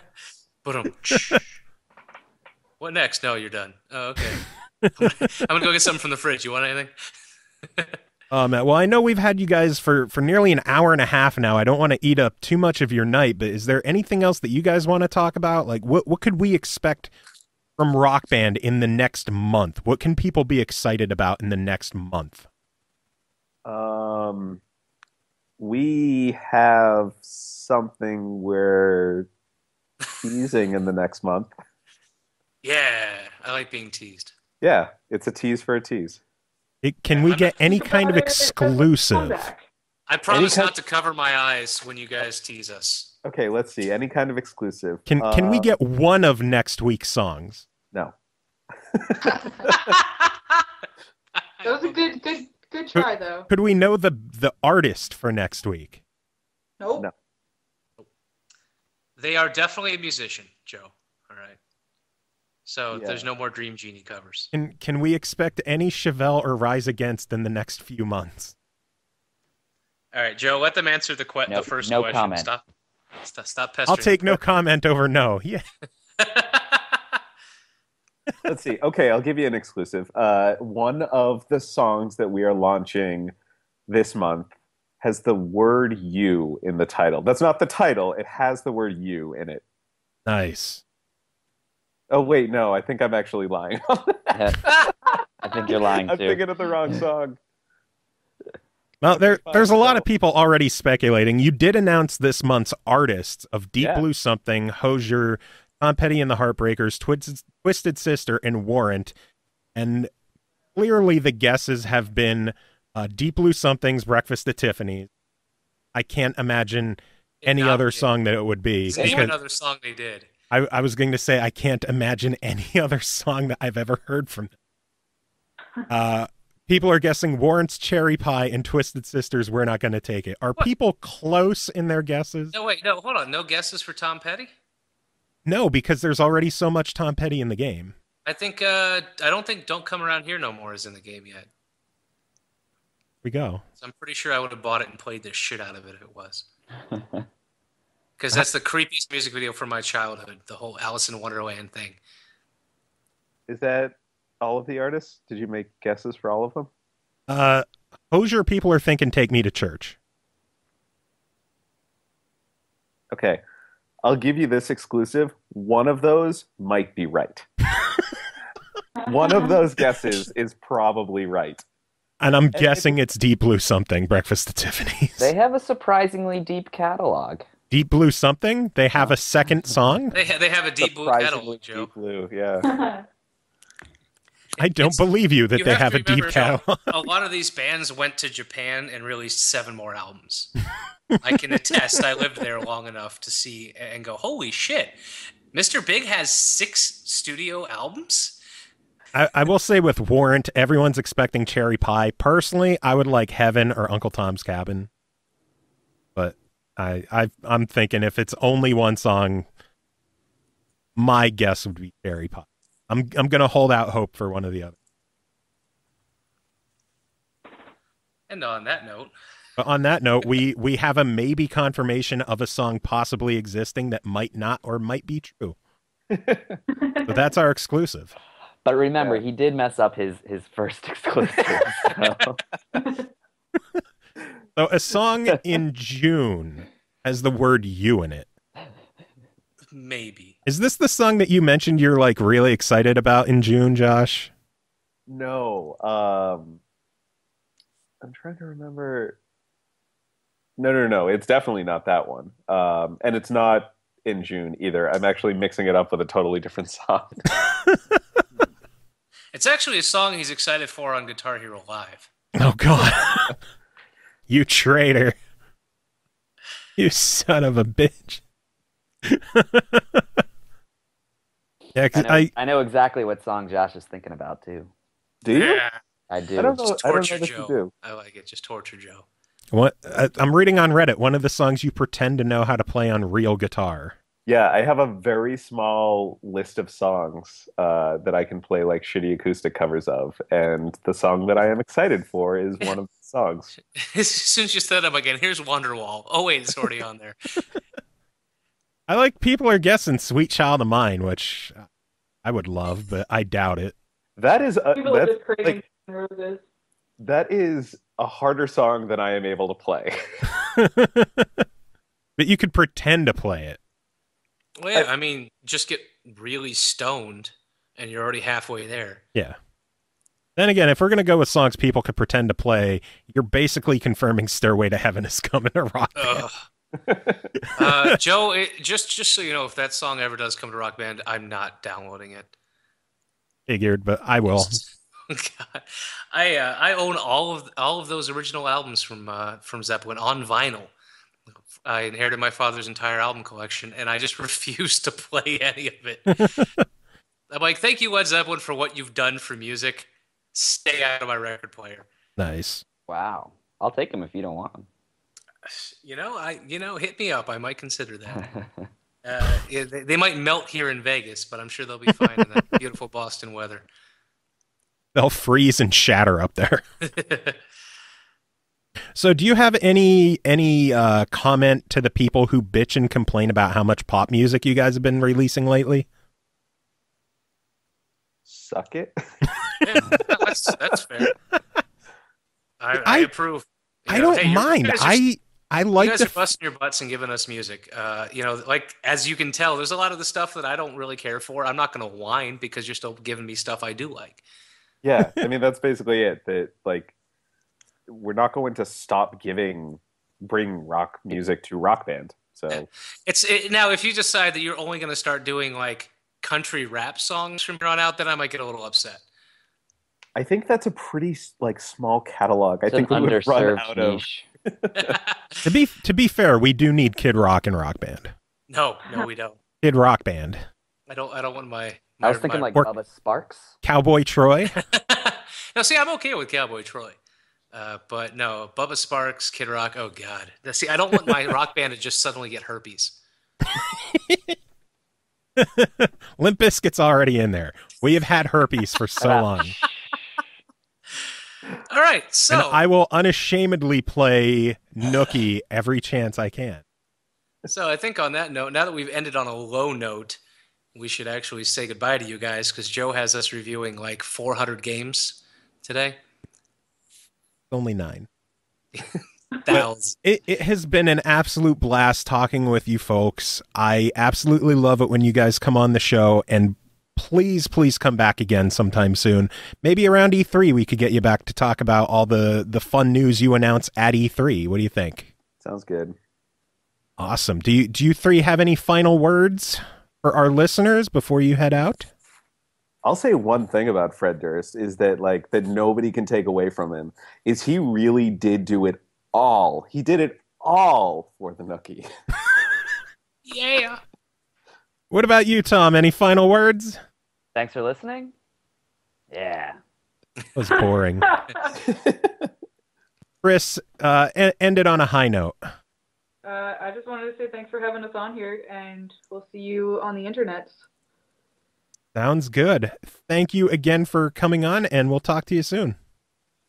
Thanks, guys. Cool. Take care, guys. Peace out, guys. Happy Cinco de Mayo. Oh yeah, Cinco de Mayo was today. A bunch of coworkers made authentic, legit Mexican food for us. Nice. Yeah. Because I was working my ass off, I got to the last little bits that were cold. Sigh. Yay. So, Ah, phlegm. I guess we should start getting to all the fun shit we got to cover. Well, I know we had 2 email contests. Did you want to send me one of them to read? Oh, fuck. I didn't even think about that.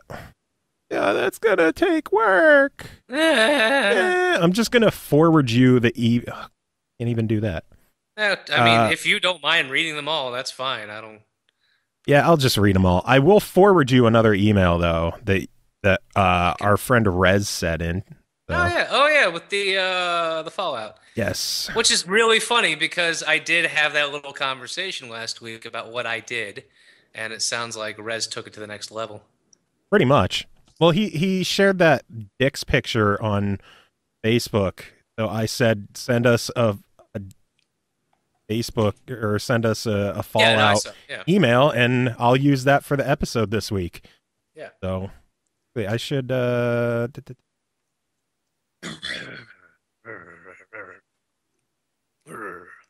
Grumble, grumble, grumble. Grumble, grumble. I need a better Skype photo. No, you look stupid enough in that one. I can do better. There we go. Now the people watching know what's up. Stick. So anyway, yeah, we could do some giveaways right now before we get into all of our reviews. All right, yeah, because the moment you do reviews, I'm just going to go have a sandwich. You know?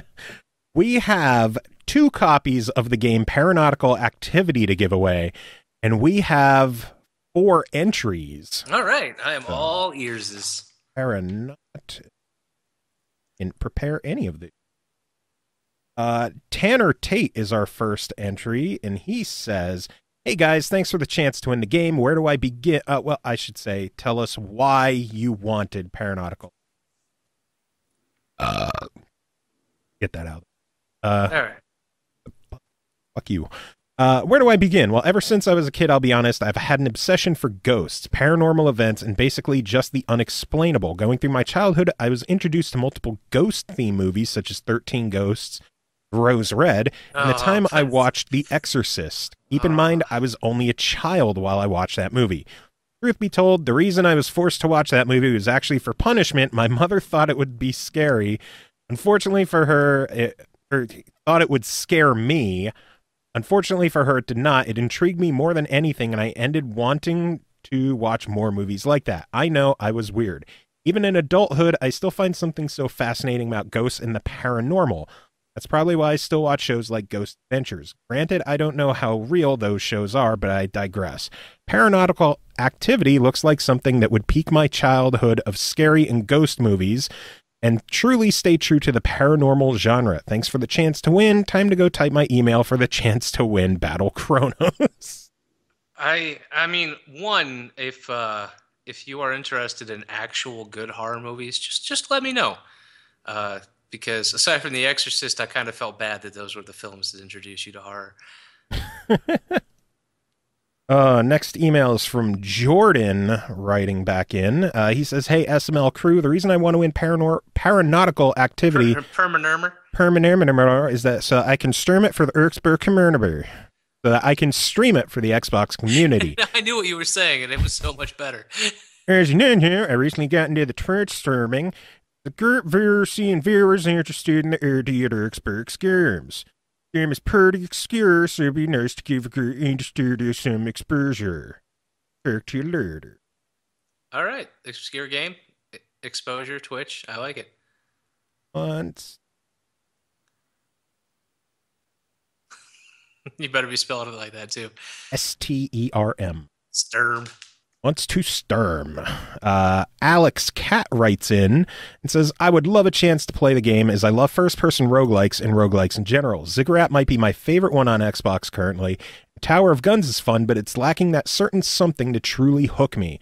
I watched a couple of streams for Paranauticula, and it looks pretty ridiculous and fun.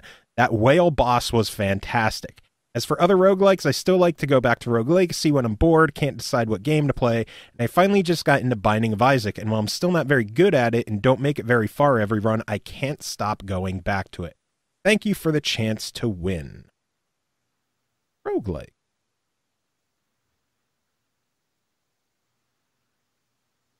And our final entry is from Nick Simpson, writing in again. Welcome back, Nick.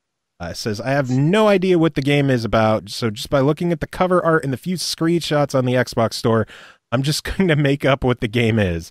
It's a horror-themed Minecraft first-person shooter exploration type game where you play as a creepy little demon girl in search of her parents. Not at all. You are so incredibly But I really appreciate the attempt. True. It was a good attempt. All right, so that's the 4, right? Those are the 4. So we have Tanner, who likes scary stuff, Jordan, who wants to stream the game, Alex, who's a fan of roguelike and roguelike first-person games, and Nick, who doesn't know what the fuck the game is. All right, I think we can both say Tanner, right?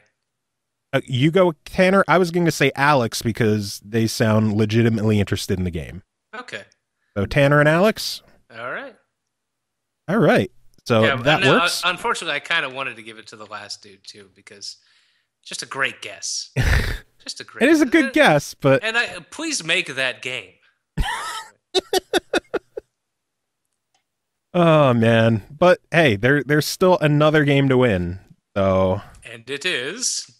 Battle World Kronos, which I guess I could give that a review quick before too far in. Yeah. I apologize that I didn't play it, but no,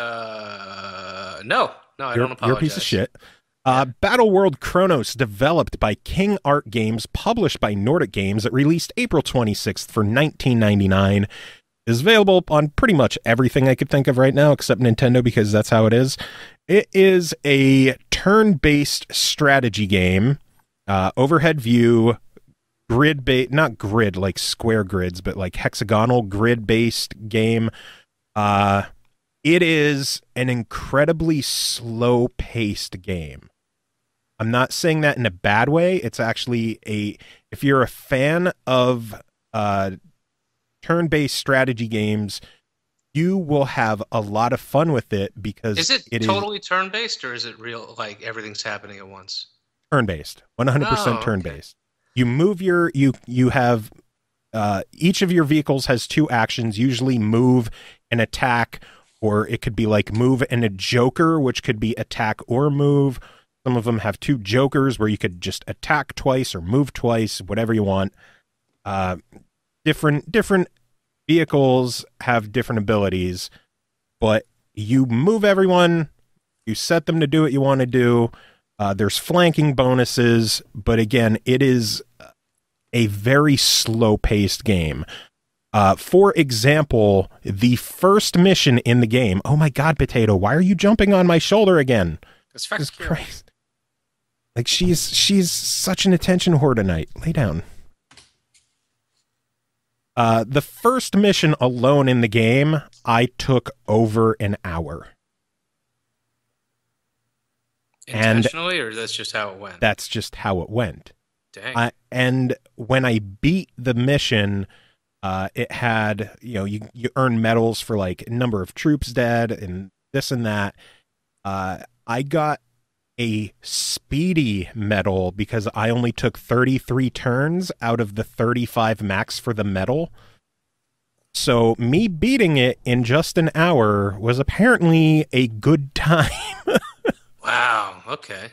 Someone was doing some research where there is someone on True Achievements who has 600 gamer score in the game.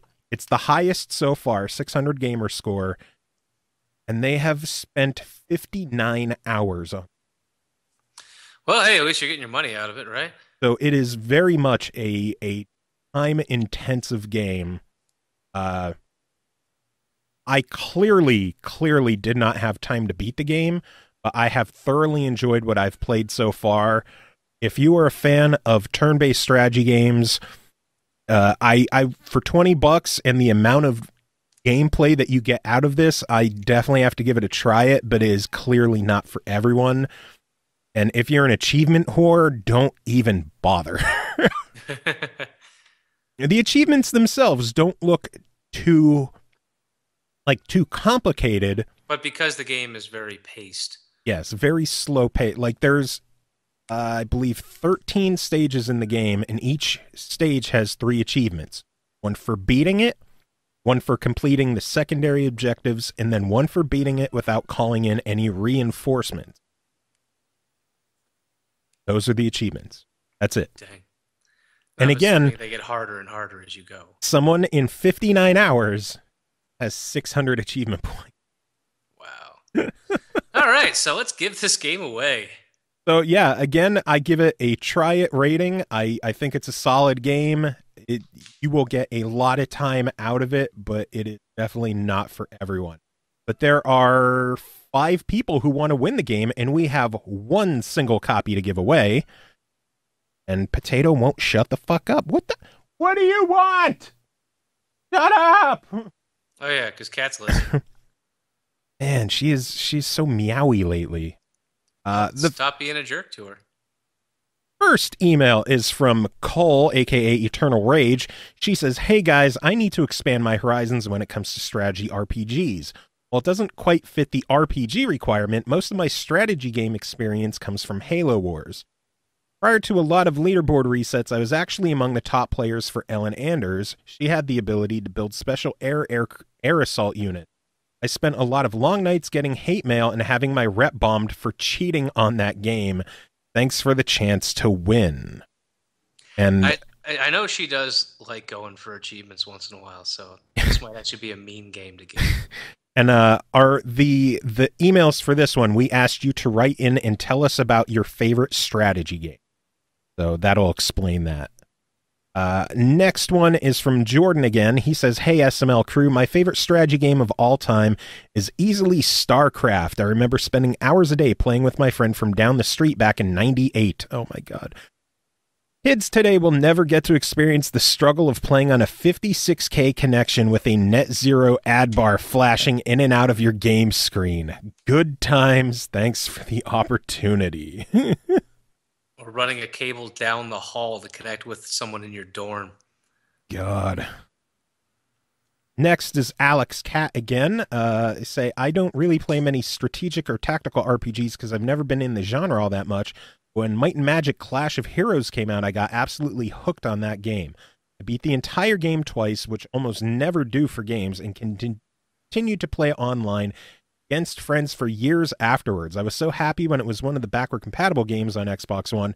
I could play it once again. It was such a simple game to learn, but also really deep once you got into it and endlessly replayable. Might and Magic Clash of Heroes." Tanner Tate is our next entry. A lot of repeat people this week. They're getting good odds.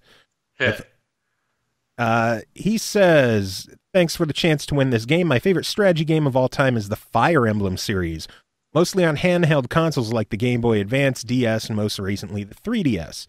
I've played Fire Emblem for a long time. The game is a tactical role-playing game, has an intriguing story, and kept me interested through the games I've played.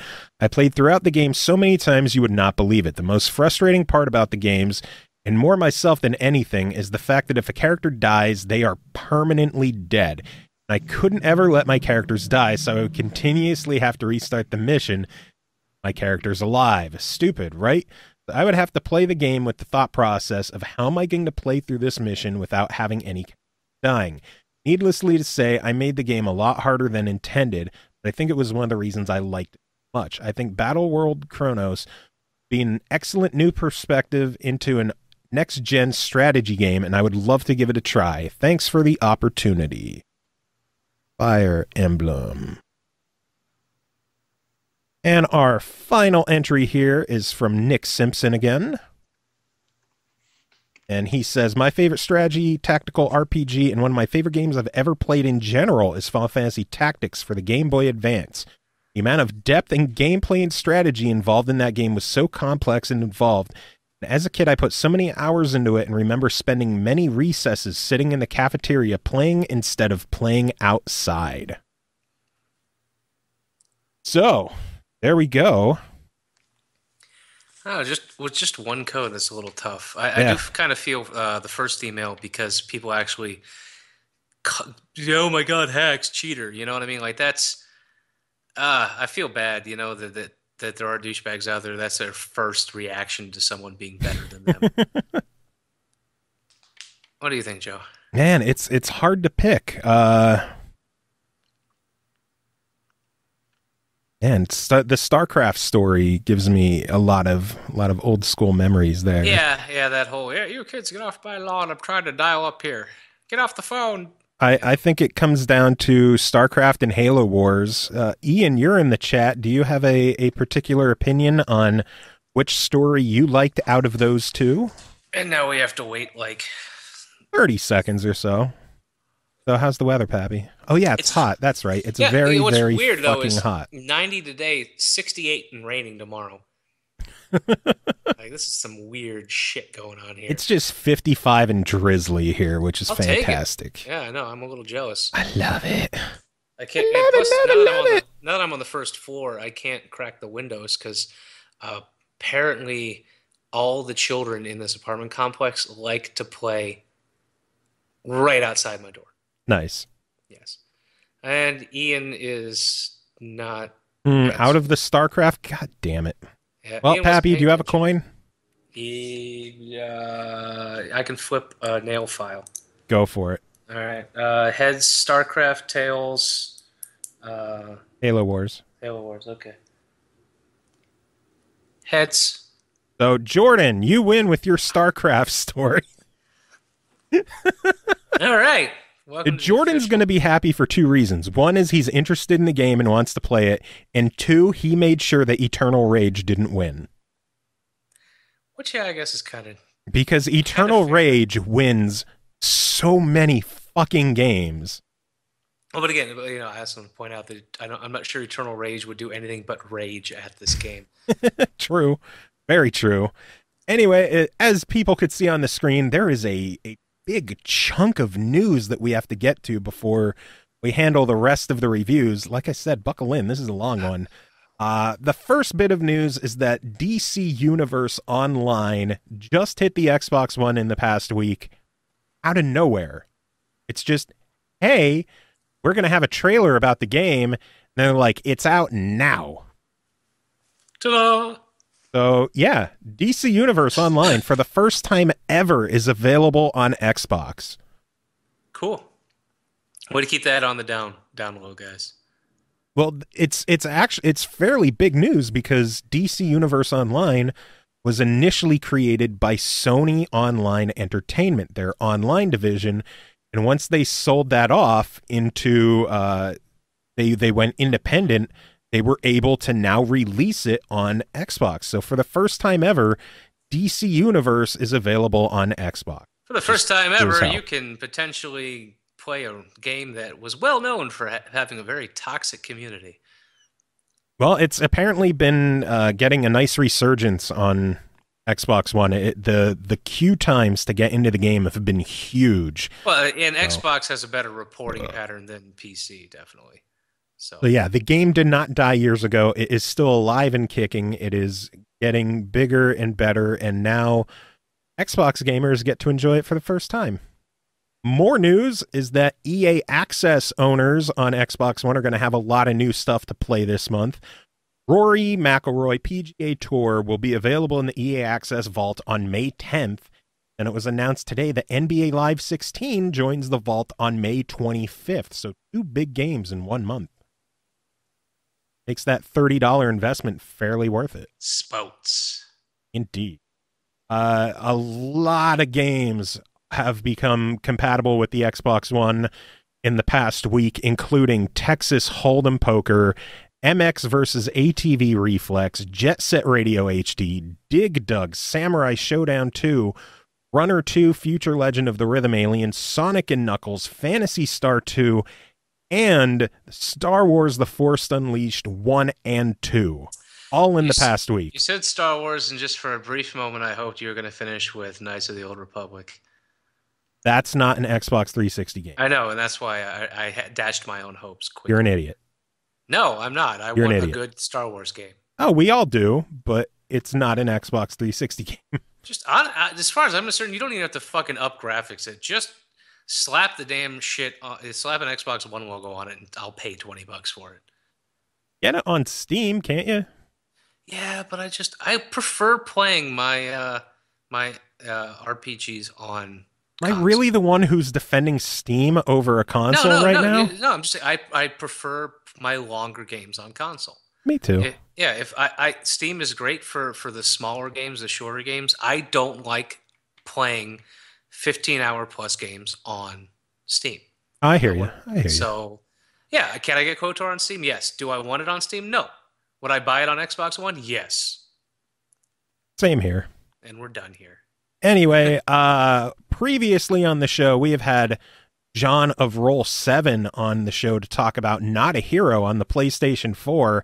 It was just announced today that not only is Not a Hero coming to the Xbox One on May 24th, but Ollie Ollie 2 is coming as well. And both games are going to have new content just for the Xbox release.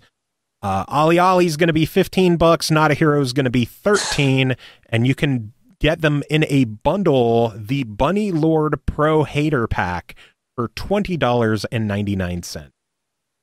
So 2 fantastic games from Roll 7 coming finally to the Xbox One, and I am already talking with John about trying to get him back on the show so that we can have more European cursing.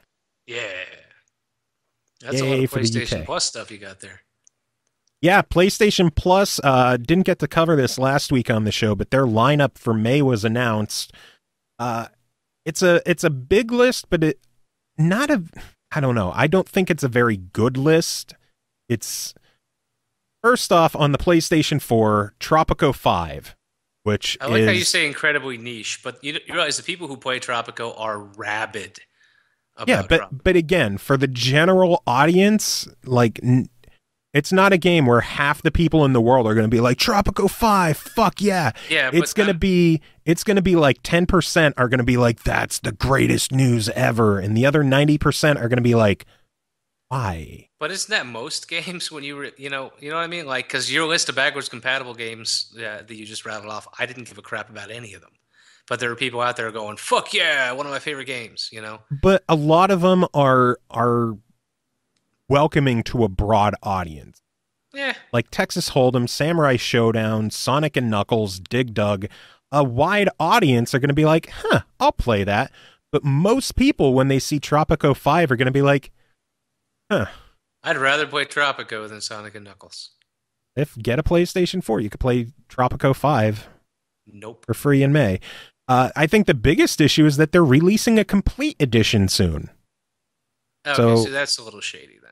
So not only is it a niche title, but it's getting a complete edition. All right, so anyhow, on to more fun. And Tropico 5 is finally hitting the Xbox later this month anyway. They are also getting the game Tabletop Racing, which we will be covering next week on the show. Yes, the game is a free game, but there is also DLC available for it, which we were provided, and I will be giving a review on the whole thing next week on the show. It looks cool, but from the trailer I watched, it looks like Super Toy Cars, and I don't know how it's going to differentiate itself, the Super Toy Cars, if it's going to have its own thing. It is from one of the creators of the Wipeout series, so that has a lot of prestige behind it, so I'm hoping for good stuff there. Next game available on both the PS4 and the Vita is called Switch Galaxy Ultra. It looks, there's a game that came out on the Xbox One a while ago called Spectra, where you kind of jump between 3 different rails in a race style event. I couldn't gather much from the trailer. It could be neat. I haven't played it yet. That's an unknown in my eyes. Okay. Next up on the Vita is kind of a cop-out. You hear the name and you get excited. It's God of War, Ghosts of Sparta. The downside, it is an old PSP game. They are back to giving away PSP games on the Vita, which just shows how little they care about the Vita. It's a good game, but it is I'll give Vita credit for still game. chugging along. You know, it's obvious that people really love it, that it still even exists. I mean, the games were remastered. I'm just saying, like, despite the fact that Sony has given so little of a fuck about Vita, like, I think that says how great a thing they had in their hands that they wasted, that it still even exists at all, despite their best efforts to destroy it. It's a good game. It's just not a Vita game, and I hate that they're doing that. Finally, the PlayStation 3 has probably the worst lineup I could think of in recent memory. Bionic Commando Rearmed 2, where people enjoyed the first Rearmed, and then they released a second one that was just I heard it was pretty underwhelming. And that's the better of the two games. The other quote-unquote game is Loco Roco Poco Reco, which is so old of a game on the PS3. It was before they had trophies. So it was like an original game lineup. It was released in the first year of the PS3. And even more than that... Is it a good game? People call it a glorified screensaver. An interactive screensaver. You can start it up, not touch anything, and the game plays itself. Huh. It is probably one of the worst additions to PlayStation Plus they've ever had. It's just pointless. Bummer. So overall for May, there's, on the surface, it looks like a decent lineup.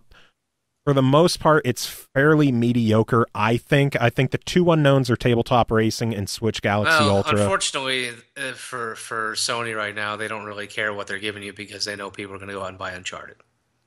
Well, no, they know Sony's already in first place, so they don't have to work to get people to care. Which is a terrible mentality. You always need to bust your ass to stay up front. Yeah. But whatever. Xbox didn't have the greatest month either, so maybe it's just a lull in the action before E3 hits. It's a lull in the action. So, video games. Yeah, review time. As you can see, we have a shitload of games to review. You got one down. I'm going to take a break for a second, and I'm going to let you talk about The Detail. The full season is available now. It is developed and published by Rival Games Ltd. The first episode of the game released back in October of 2014. Episode 3 just released April 28th on Steam, closing out the story. Each episode is normally $5.99. You could get the full season for $16. I only played a little bit of the first episode because my computer was not handling it. Yeah. Like it would frequently lock up, and it's not the game. I know it's not the game because I have the same issue with other programs in general. So it's just my computer not liking it. So I'll let you talk about it. All right. So The Detail, which I keep calling The Drop for no particular reason. Because you don't. Oh, The Drop is a good movie. So The Detail is a interactive point-and-click game, but it's got this cool, like, almost comic book shading to it. And that's actually how a lot of the story starts up in each chapter. Is it's like the pages of a comic book, and all you do is just press, left click to move on, and then you get choices. So you're a cop, one of those grizzled old cops. You got to figure out who is creating problems in town. The first episode deals with murder. The second episode is trying to figure out more gang-related stuff, and the third episode ramps it all up. So yes, this is technically a review of the third episode, but you kind of want to do the whole season. And it's very much affected by what you say and do. Busting a perp. You can bust the perp by doing the appropriate things, or you can just totally jack it up. Even when you do bust a guy, well, did you do it legit or illegit? So that will come down to haunt you later on, even in future episodes. It'll flip between people.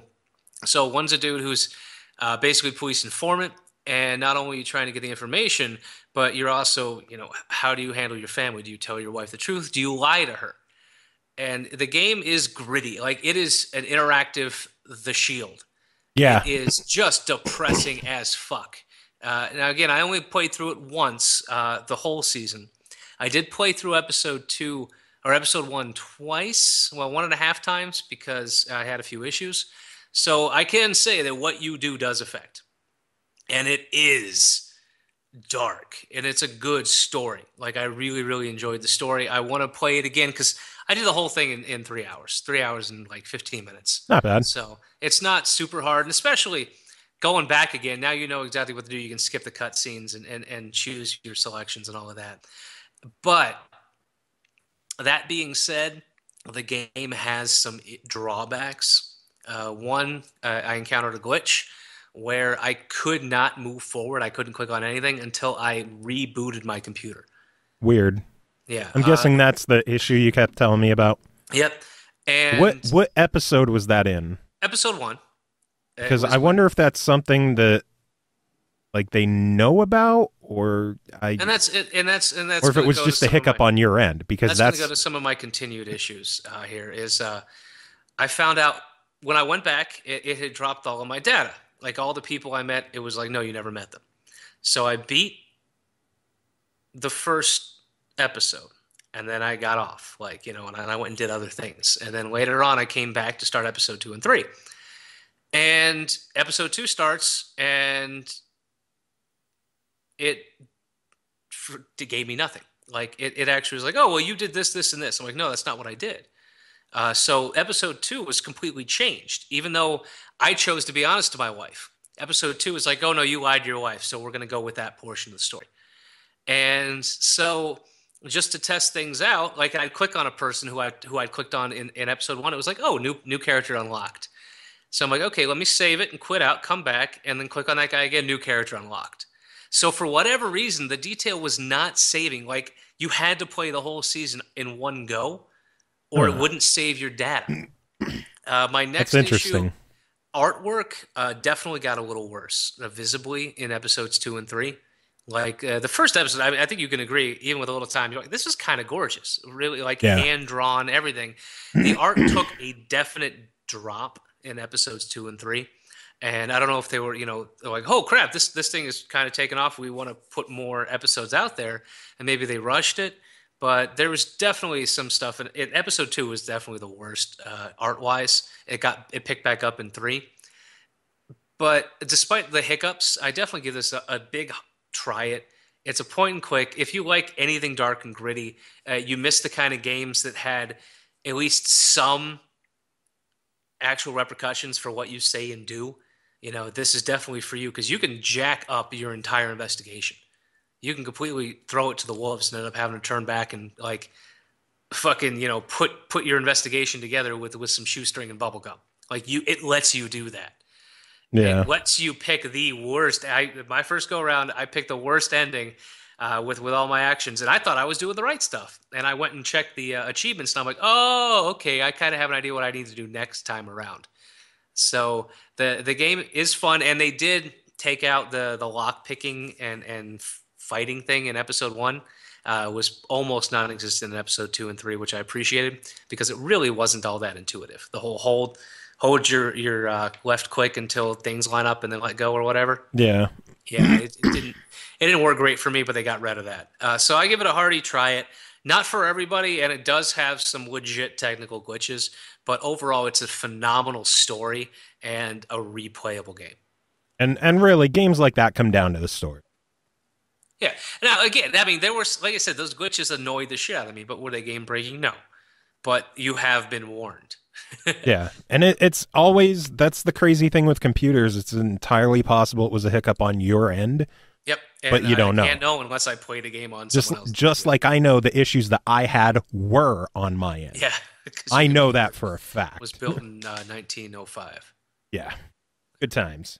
Anyway, next game to talk about is called Azkend 2, The World Beneath, developed and published by the awesome people at 10 Tons Limited. It released May 3rd on the PlayStation 4 and the Vita, and May 6th on the Xbox One for $7.99. It is, I don't want to say a match 3 puzzle game, but it's very much in the style of a match 3 puzzle game. Yeah, I definitely like. I watched the trailer and it's all like in a world, and it cuts to that, and I'm just like, oh, gems. But it's not. You're not moving the gems. You are like you need to find groups of gems, and basically click on one and draw through the group of them to make them disappear. Yeah, so you can kind of create all sorts of angles and stuff as long as they're connected. And you can make chains. There's wild cards. So it's all about, depending on what you have to do, you have to either like clear out fog on a stage. You have to convert all the tiles to the same color. You might have to put out fire. You might have to kill bugs with your matches. And basically whatever you need to do in that stage, once you finish it, you get a puzzle piece that you then have to drop to the bottom of the stage. It's still a match puzzle game. It is a match puzzle game, clearly. So is it a fun match puzzle? It is a very fun match. The different power-ups that you could get through the game can change it up quite a bit.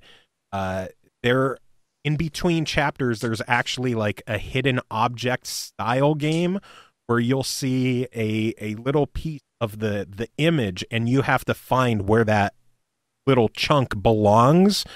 And it starts off easy enough, but then it like starts giving you the images upside down or turned, so it gets more difficult. And it's timed. And once the time runs out, and either you found everything or the time ran out, the puzzle areas have chargers at the top, 5 different chargers that once they're full, they'll zap different pieces that you need to clear in the game. And depending on how well you do the hidden object-ish part, you can have 1, 2, 3, 4, or even all 5 of those charged for the start of the stage. So it's basically like a bonus game to give you a head start in the actual puzzle solving section. Okay. I mean, it sounds pretty simple with some cool twists in there. It's kind of, I'm going to break it down. Yeah, it is very much, a match puzzle style game. It is a lot of fun, and it's only $8. So that alone, I think, I would give it a buy it, because it's a fun puzzle game. I actually got to try both the Xbox One and the Vita version. Ooh. And there are significant differences. Was the Vita touch? The Vita clearly is touch-based, so that makes control easier, but to compensate, the time limit is severely shorter on the Vita. That makes sense, yeah. Yeah. I mean, it's still beatable, but it's noticeably shorter between the two. Once you said time limit, I'm done. I hate time limits. Yeah, well, if you don't have a time limit, you'll just sit there playing forever. Okay. The point is to, get through the story. Just to give me a score that I have to hit. Yeah. I think the only issue with the Vita is I have fat sausage fingers, which we've covered multiple times on the show. Yeah. So I have misdrawn some things. We got to get you one of those little touch pens. But for the most part, it's fun either way you play it, and for $8, I think it's worth grabbing. All right. On to the fourth game of 9. Yes. We're a third of the way there. We will talk about Mystery Castle, developed and published by Runestone Games. It releases. Will we? Hey, I will. Okay. And remember, when you want to take a break, I have one more game and an email to read. Oh, I know. We'll get there. Chill, bitch. Chill, bitch. Hey, you know what? You are going to talk about this. I'm going to go use the bathroom. Happy's peeing. Gonna sit here. No, I'm literally waiting for you damn. to actually start reviewing it before I go in. Oh, shit. Yeah. All right. Mystery Castle, again, developed and published by Runestone Games, released May 6th for $9.99. It is another puzzle game, a top-down dungeon puzzler. Basically, you have to collect 5 different things and then walk through a door. And it sounds easy enough, but it definitely is not as easy as it sounds. Of course, as you progress through the games, they have drop-away floors. They have blocks that you have to push into place. They have lava areas, monsters walking around, transmogrification sections that you could turn into a frog or a bat or a troll, which can give you different abilities. And then the dreaded ice levels, which, oh God, the ice levels are going to give me nightmares, where you have to push things into holes, slide over the holes, and still try to find a way to not lose your mind playing it. The game is fun. When I first started playing it, I immediately got a feel of like the old Adventure of Lolo games on the NES, which was fantastic. I started up the game. I played through 30-some levels, fought a boss. I thought, hey, the game's probably done. Then I found out that was the first castle of 5. So it's your money's worth, huh? There are 180 stages in this game. How much is the game? $10. All right, you are set. Needless to say, this one is a very clear buy it. Some of the stages will drive you insane. You might not beat all of them. Me and Jordan were swapping strategies for some of the levels. He couldn't figure out some. I couldn't figure out some. So he would stream it and show me the ones that I couldn't get. I would stream it, show him the ones he couldn't get. And both times after we watched the other person do it, we're like, oh, God damn it. Of course that's how you do it. Oh, I hate those. They always make sense in retrospect, but you can't figure it yourself. The game is just, it's so much fun, and there is so much content. For only $10, it is very, very, very clearly a buy it. And I am eager to see what else Runestone Games does in the future, because it's just a happy, fun puzzle game. And again, it reminds me of Lolo on the NES, so I have to. It looked way too happy for me. I'm like, fuck this guy. He's smiling. Smiles suck. You gotta be gritty and angry like Superman. Speaking of happy games, I'll talk about Coffin Dodgers. I was shooting for the park with that. Oh, we'll get there. That was a good segue for it. But Coffin Dodgers, developed by Milky Tea Studios, published by Wales Interactive. It released May 3rd on the PS4, May 6th on the Xbox One for $11.99. This is a kart racing game. but it is fucking insane. and it legit looks funny. It is. I'll say now, it's not the best game ever made. It is the graphics are not amazing. The music is not amazing. The game is fairly short, but the humor and the soul in this game had me enjoying the fuck out of it. I not only beat the game, I 1000'd the game, and it's not out yet. So you had to beat it with all the characters, right? No, for the 1000, you only have to beat the actual story mode twice. Once as any character, and then once you beat story mode, you unlock Death. Oh, okay. So you get to play through it again as Death. And again, I really liked the trailer for it because it was just like, save someone from death, and specifically like save one person, let the other ones die. Basically, the story takes place in an old folks' home, and there's 7 old people who are old and dying, and death has come for them. And they decide that they're going to drive away from death. So they race death. And after the first area, one of the old people, the person in last place, his soul is taken. And he comes back as a zombie. And he comes back as a zombie. So is it that easy? Just win 6 races and you've... The first course has 3 stages. The second has 3. The third and fourth both have 3. And then there is a final showdown with death that's just one really long race that encompasses basically all the other tracks in one. The tracks in the game are all sections of an open world town. You can actually do an open world and just explore the entire area. And the courses, the individual courses, are just blocked off sections of that town. And the final stage is basically the whole town, a big, long race it just encompasses everything. The game, again, it's not going to win any awards for graphics or sound, but it's just stupid fun. It is enjoyable. It is goofy. It is. Wait, you armor up your scooter. Yeah, your old folks scooter, and you hit people with canes. Yeah, I mean, come on. And is it multiplayer? Local multiplayer. Okay, so so I there can is race you no when I visit. online. But I can race you when I visit. There is couch co-op. All right. Or the old people on the couch sitting together. The special there's not a lot of special weapons, but the ones in there are funny. Like, you can drop an oil can behind you as the oil slick. They have rockets that kind of act like the red shells in Mario Kart. You have a fucking Uzi. I mean, you never know what those old folks. So old people wielding an Uzi to mow people down. Nah, this sounds like an actual old folks home. They have what are the paddles in hospitals, like clear?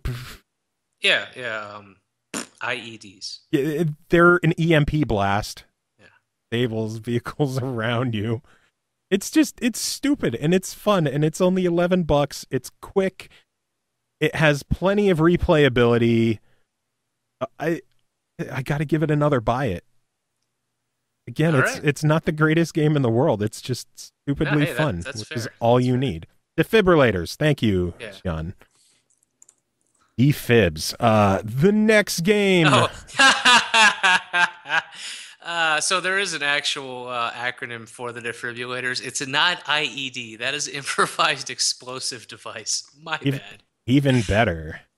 Yeah. Military life. Even better. Next game to talk about. We will talk about The Park, which is the one that you've been excited about. Dun, dun, dun.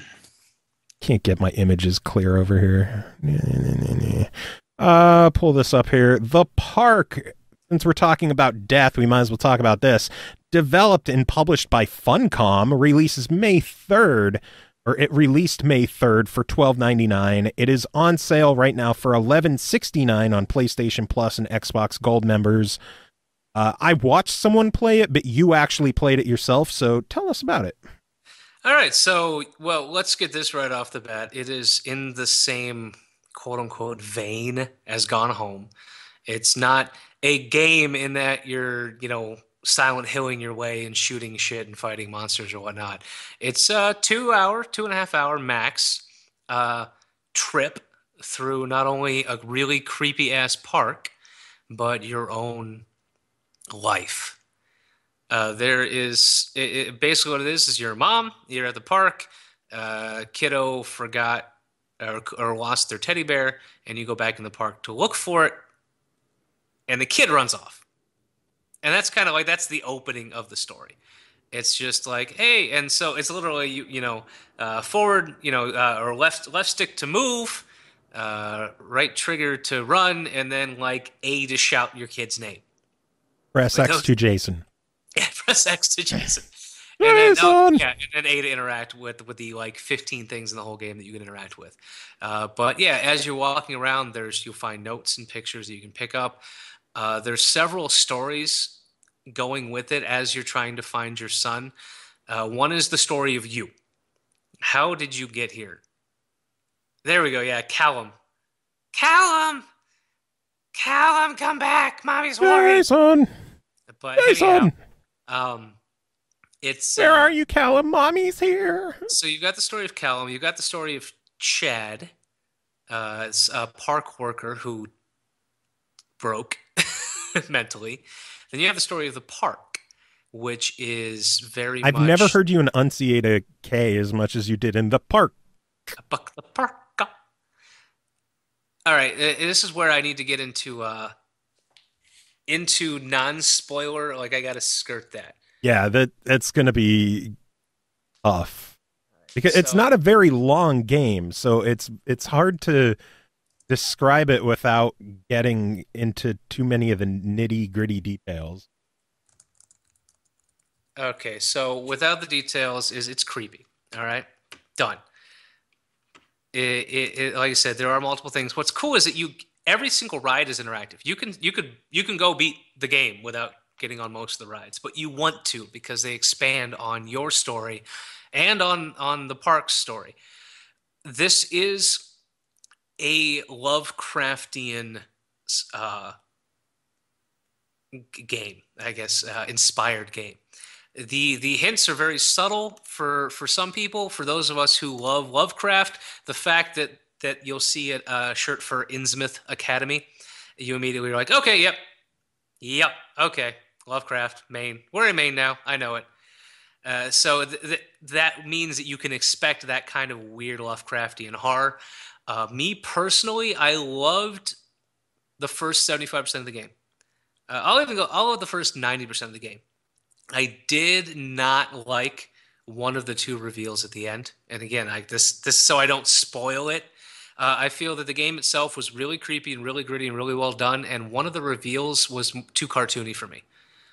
So I'll leave it with, it's still a creepy-ass game. I did everything they told me to. I played with the lights off. I did not play with headphones on because I couldn't find my damn headphone adapter for my surround sound. But I got as close to the TV as I could and just really enjoyed it. Happy. Yeah, what? Plug your headphones into your Xbox controller. Are you fucking kidding me? Yours has a headset jack, right? Yeah, I'm an idiot. Okay. You stupid asshole. Hold on, where's my... Sure, because that's a small one. What the fuck is my Xbox controller? I only own like 4 of the fuckers. Yeah, that's the right size too. God damn it. Ah, you dumb asshole. Well, I'll replay it again.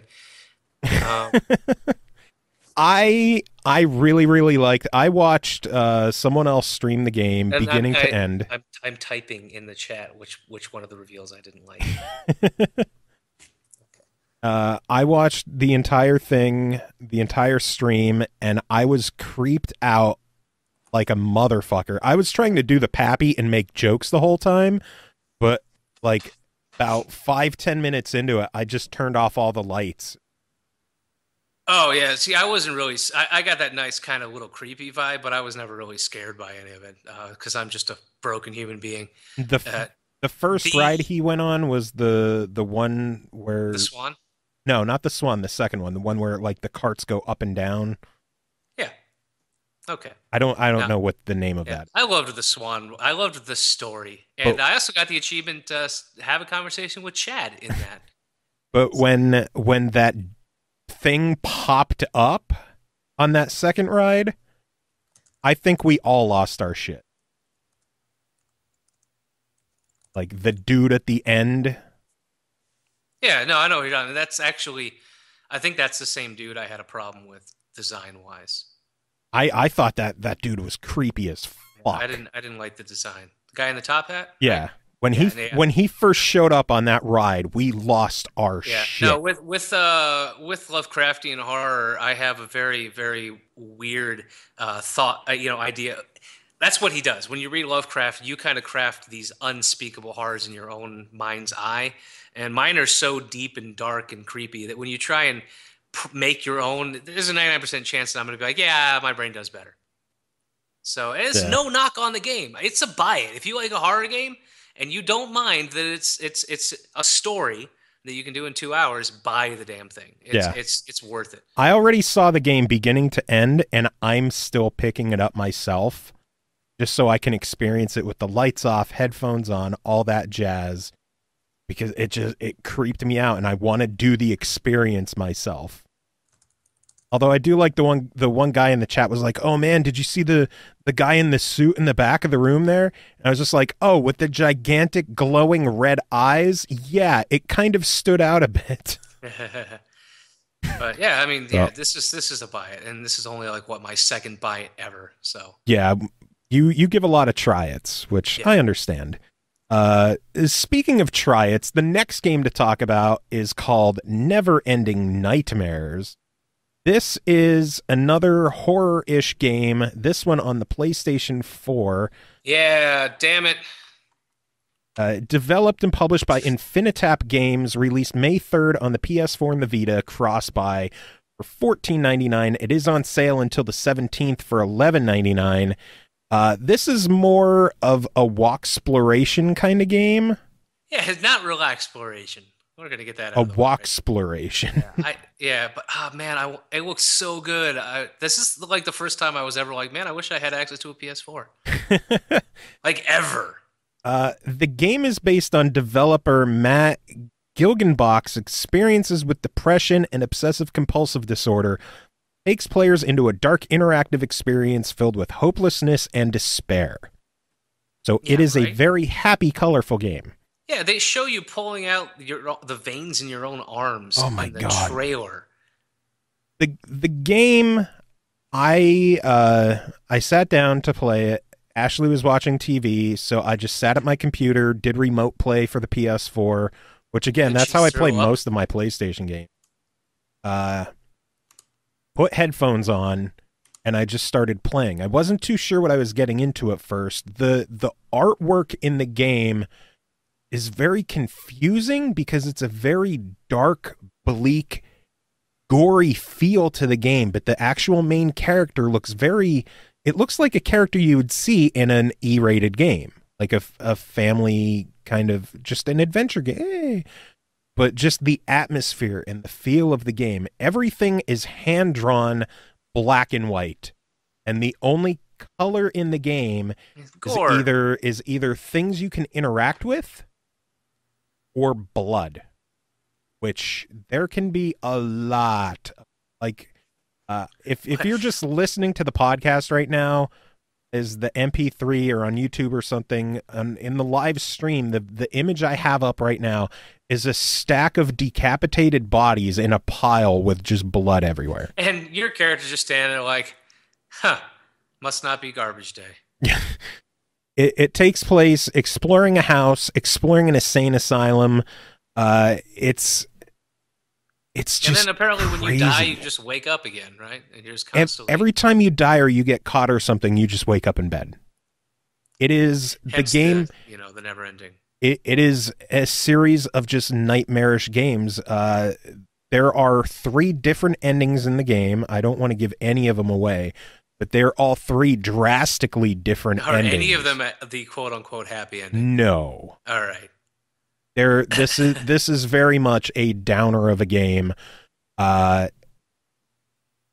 like it. I think the park would probably be the better of the two. That's why, compared to the park, I'm going to give this one a try it. But if you're not interested in the park, or if this one appeals to you more, go for it. How about if you only have a PS4, grab this. If you have both, grab the park. Yes. I mean, the park's on PS4. Oh, well, never mind. Grab the park.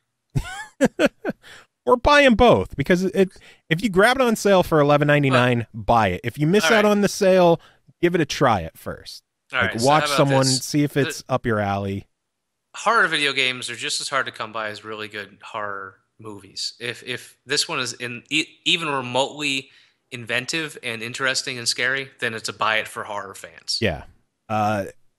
The audio design in Neverending Nightmares is some of the creepiest shit I've ever played. I was sitting here at my computer with headphones on, with lights on, and at one point, something happened. I looked into a window and something ran by it. I dropped my controller and I stood up. And peed a little? And Ashley was like, "What are you doing?" So you peed a little. Did you throw your controller? No, it fell because I No, woman, there's a ghost. Get away. No, I'm losing my mind over here. Yeah. So you peed a little. I'm just going to go with that. Okay, I didn't really pee, but I peed a little. Okay. That'll make you happy. Yeah. I mean, you don't wet your pants. Just pee a little. It's like, well, I was scared for a second. I got under control, but I did pee a little. So yeah, fuck it. Buy them both. Get all the horror on. All right. How many more we got left? And then 3? Get the detail as well, so you could get more gore and grittiness and There's some assholes in that game. All right, 2 more games. Next one to talk about is ShellShock Live. This is developed and published by kChamp Games. It is available now on Steam Early Access for $6.99. Of course, the price can always go up. And of course, people already have 80 hours on the game. Clearly. If you are an old school gamer like me or like Pappy, you have probably heard of the game Scorched Earth. Or played it on my Commodore 64 when friends came over. Or played it on Windows 3.1. Yeah, so Scorched Earth. It's a tank game. We're done here. Yeah. You got to do more than just it's a tank game. Scorched Earth, we will say, was a 2D tank game where you have a stationary tank and you shoot at your opponents. It was very rudimentary, very old school. That had a handful of different weapons. ShellShock Live is not only an HD reimagining of the theme of the game, you know, clearly better visuals, HD graphics. It is also online and supports a 2D tank game where you shoot at your enemies. It is still basically a 2D tank game. Just like Worms, you've got team mode or every man for themselves. Or Assassination, which was awesome. And that was just every man. Well, yeah, that was every man for themselves, but you had one specific target that no one else knew of, which was cool. And I like I mean, dude, how many weapons are there to unlock? Like at least 100. 6,000 or 7,000. There is a ridiculous number of weapons in the game that you don't unlock them all individually. You unlock probably a third or so of them, and as you use them, you upgrade them. Yeah. What's really cool, though, is that it's more upgrades for fun, because every time you level your tank, you get to pick upgrades. You want to go faster, you want more armor, but it doesn't get so out of hand that you know, if you end up playing like a guy who's level 30, he doesn't just immediately wail on your ass. So that's nice. Thank you for bringing balance to a game, even when you're giving level ups and stuff. For the most part, that they do have level restrictions that you could put in place on online matches. Because there's also a single player campaign. I use campaign lightly because it's basically just a series of missions where all of the AI has the upgraded versions of all the weapons. So while you shoot something and it splits into 3 balls and attacks, they shoot 6. One that splits into 4, and then each of those split into 2 more, and each of those split into 2 more. And you cry. Yeah. Yeah. So I think the single player could use some balancing a bit. Yeah. But this game isn't for single player. This game is straight up for online with friends or strangers. We played with a bunch of strangers, and they were all pretty chill. There was one guy who was getting a little jackassy, but he jumped out pretty quick when no one fed the troll. Yeah. I think he was just goofy more than trying to troll, because the actual game he was playing normally. He was just more talkative. Yeah. But yeah, they throw in some things, fucking portals. Shooting one and it comes out the other. And then Joe's favorite, the giant circle of reflecting. Fuck you. The giant circle of fuck you. Where you shoot it, not knowing what the hell it is at first, and it bounces directly back at you. Yes. And then you learn what it is. Yes. I hope you've learned your lesson. But yeah, if you enjoyed Scorched Earth, get it. If you look at Scorched Earth and went, this looks like fun, buy this one. It's $7. And dude, and again, there are people who've gotten like $60 worth out of the game already. Yeah, the game is just ridiculously fun. It's another buy it. This is an awesome week for games. We've had a ton of awesome buy its. Is there anything else you want to say about ShellShock, or should we hit our final game? Hit the final game, and don't forget I have an email. Final game. Super. Yeah, Super I can talk about this one too, hot. because I've watched Super so many streams. Hot. I'm a little annoyed Super that you got to play it. Hot. Super. So what's the name of the game? Super. You're just talking about yourself over there, Joe. What's the name of the game? The game is called Super Hot. It is developed and published by Super Hot Team. Released May 3rd on the Xbox One. It came out back in February for Steam. And it is available for $24.99. This is, I don't want to say a first-person shooter, This is a because it is tactical shooter. It is a first-person shooter puzzle game. Yep. For the most part, time only moves when you move. And it requires not only reflexes to dodge bullets, planning with knowing where enemies are and what you need to grab and what you need to shoot and everything else. And the story is messed up on top of that. Like, it's pretty cool. Like, I don't want to talk about the story because it's so intriguing. The story is crazy, and it sucks you in. Like, I was watching streams, and when it ended, I'm like, I gotta find someone else's stream who went further into the game. Yeah, Super Hot is basically a game within a game. Yeah.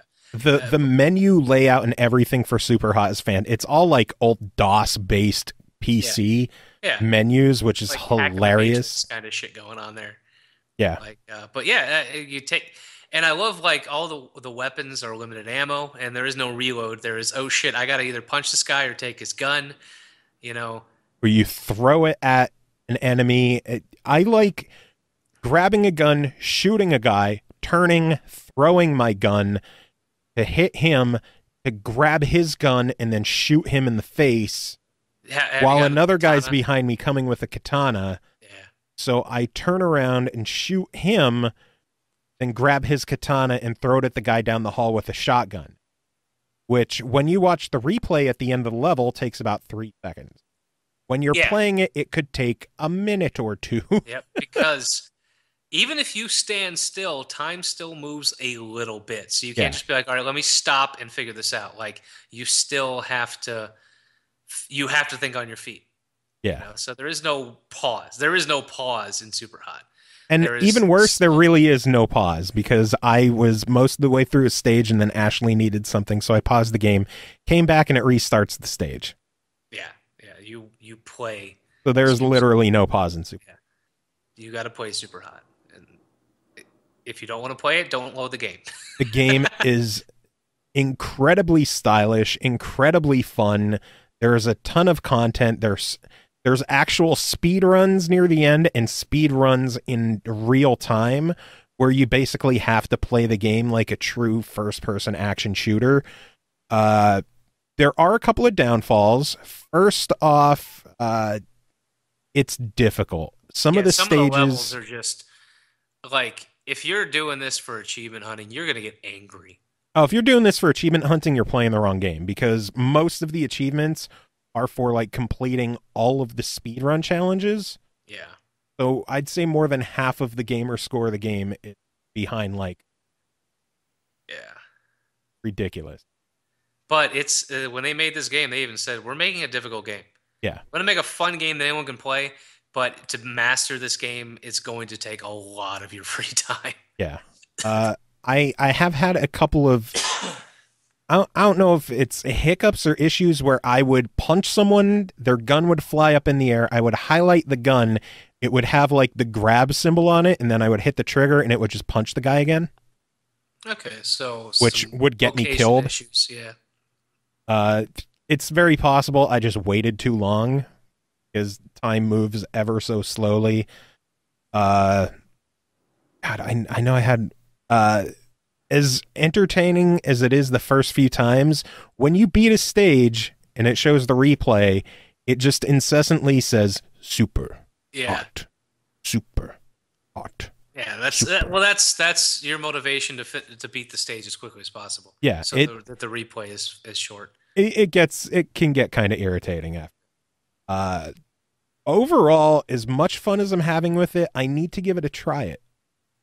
I think a lot of people are going to be turned off by the $25 price tag, which is it feels kind of high, but that's just me. That's my personal opinion.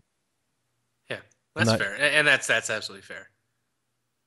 I'm not sure. I know you've watched a lot of it. I don't know if you have a second opinion on it. No, I would say try it too. This is not for everybody, and it is expensive. Bullet Time Sim the game. Because it is, I mean, it's I don't want to say a one-trick pony, but it's kind of close to that. You know, this is the one thing. You have to perfect your timing in a bullet time simulator.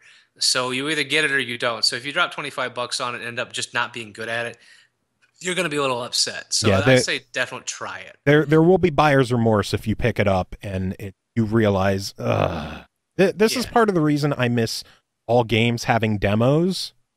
But in some games today, I can understand why if you play a demo, you might get too much of the experience. Yeah, this is a game, though, I think, where just like giving them the first 2 levels would be a good demo.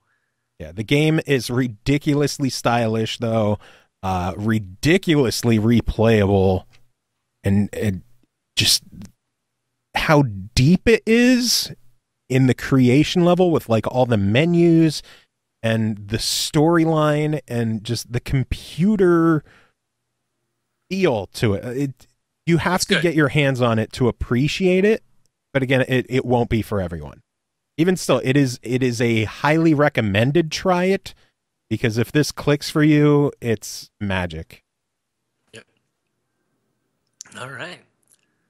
So yeah, let's do a rundown. Battle Worlds Kronos was a try it. Azkend 2, the World Beneath, is a buy it.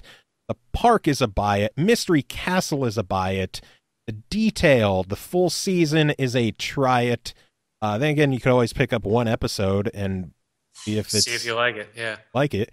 ShellShock Live is a buy it. Neverending Nightmares is a buy it. Coffin Dodgers is a buy it, and Super Hot is a try it. That's a good week for games. That is an insane week for games.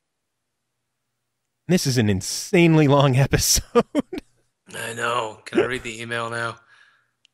Yeah, you might as well. All right, from Rez.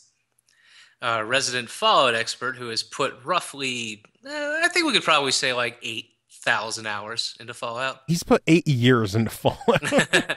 So, from Rez, giving us a Fallout 4 update.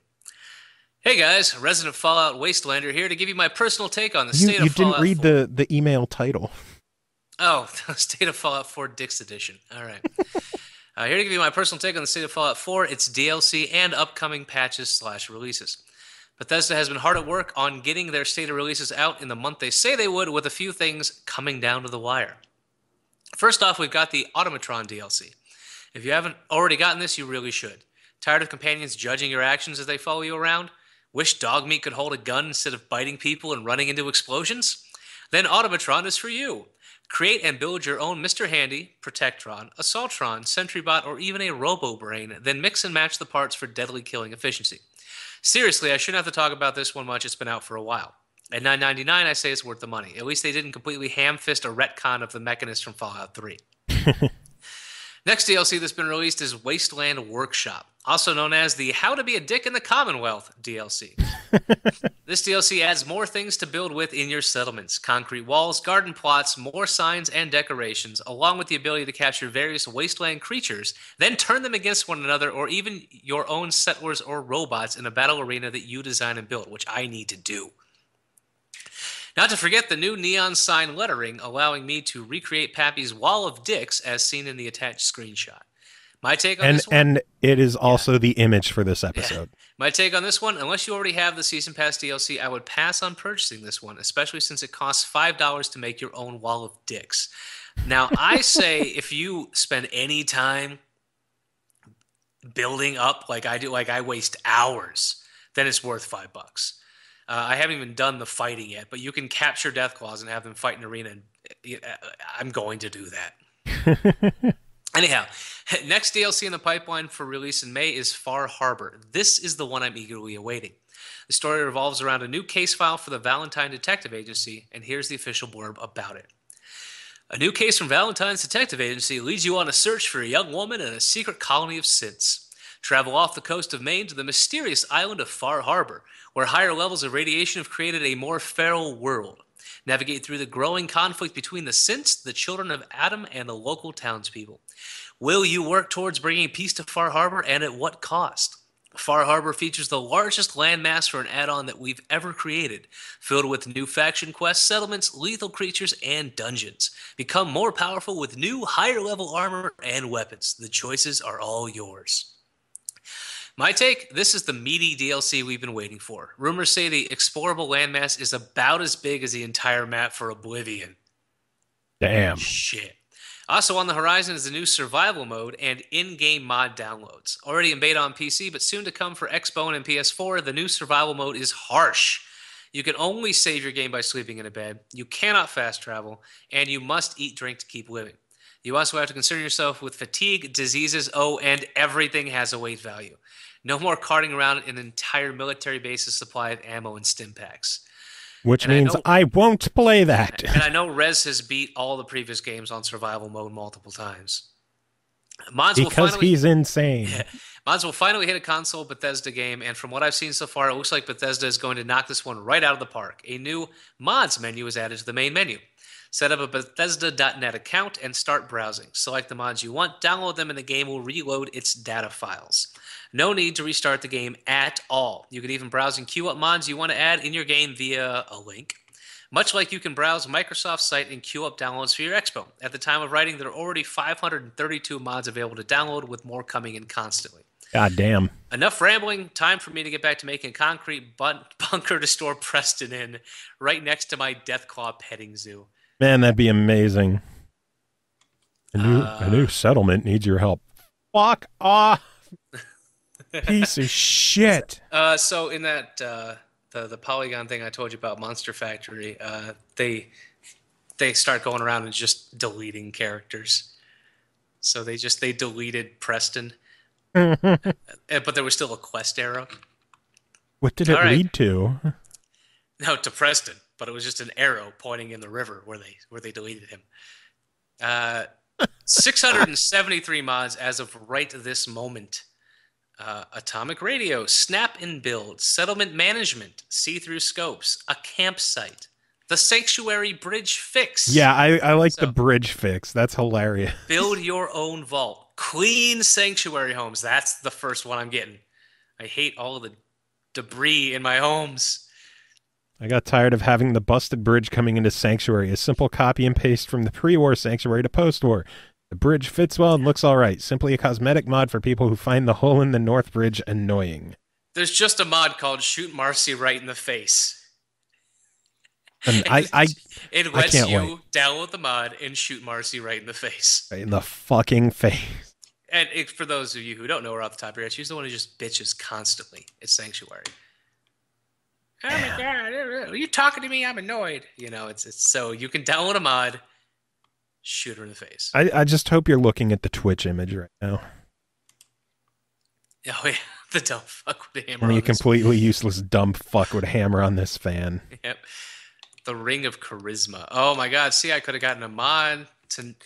Every time I restart the game, I put my charisma up to 10. Every time.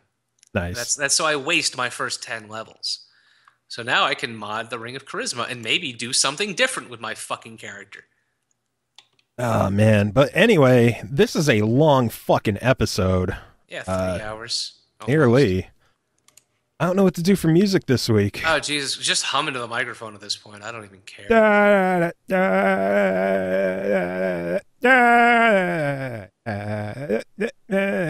right, thanks for watching, everybody.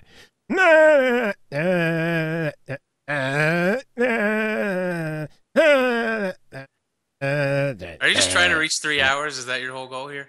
Alright,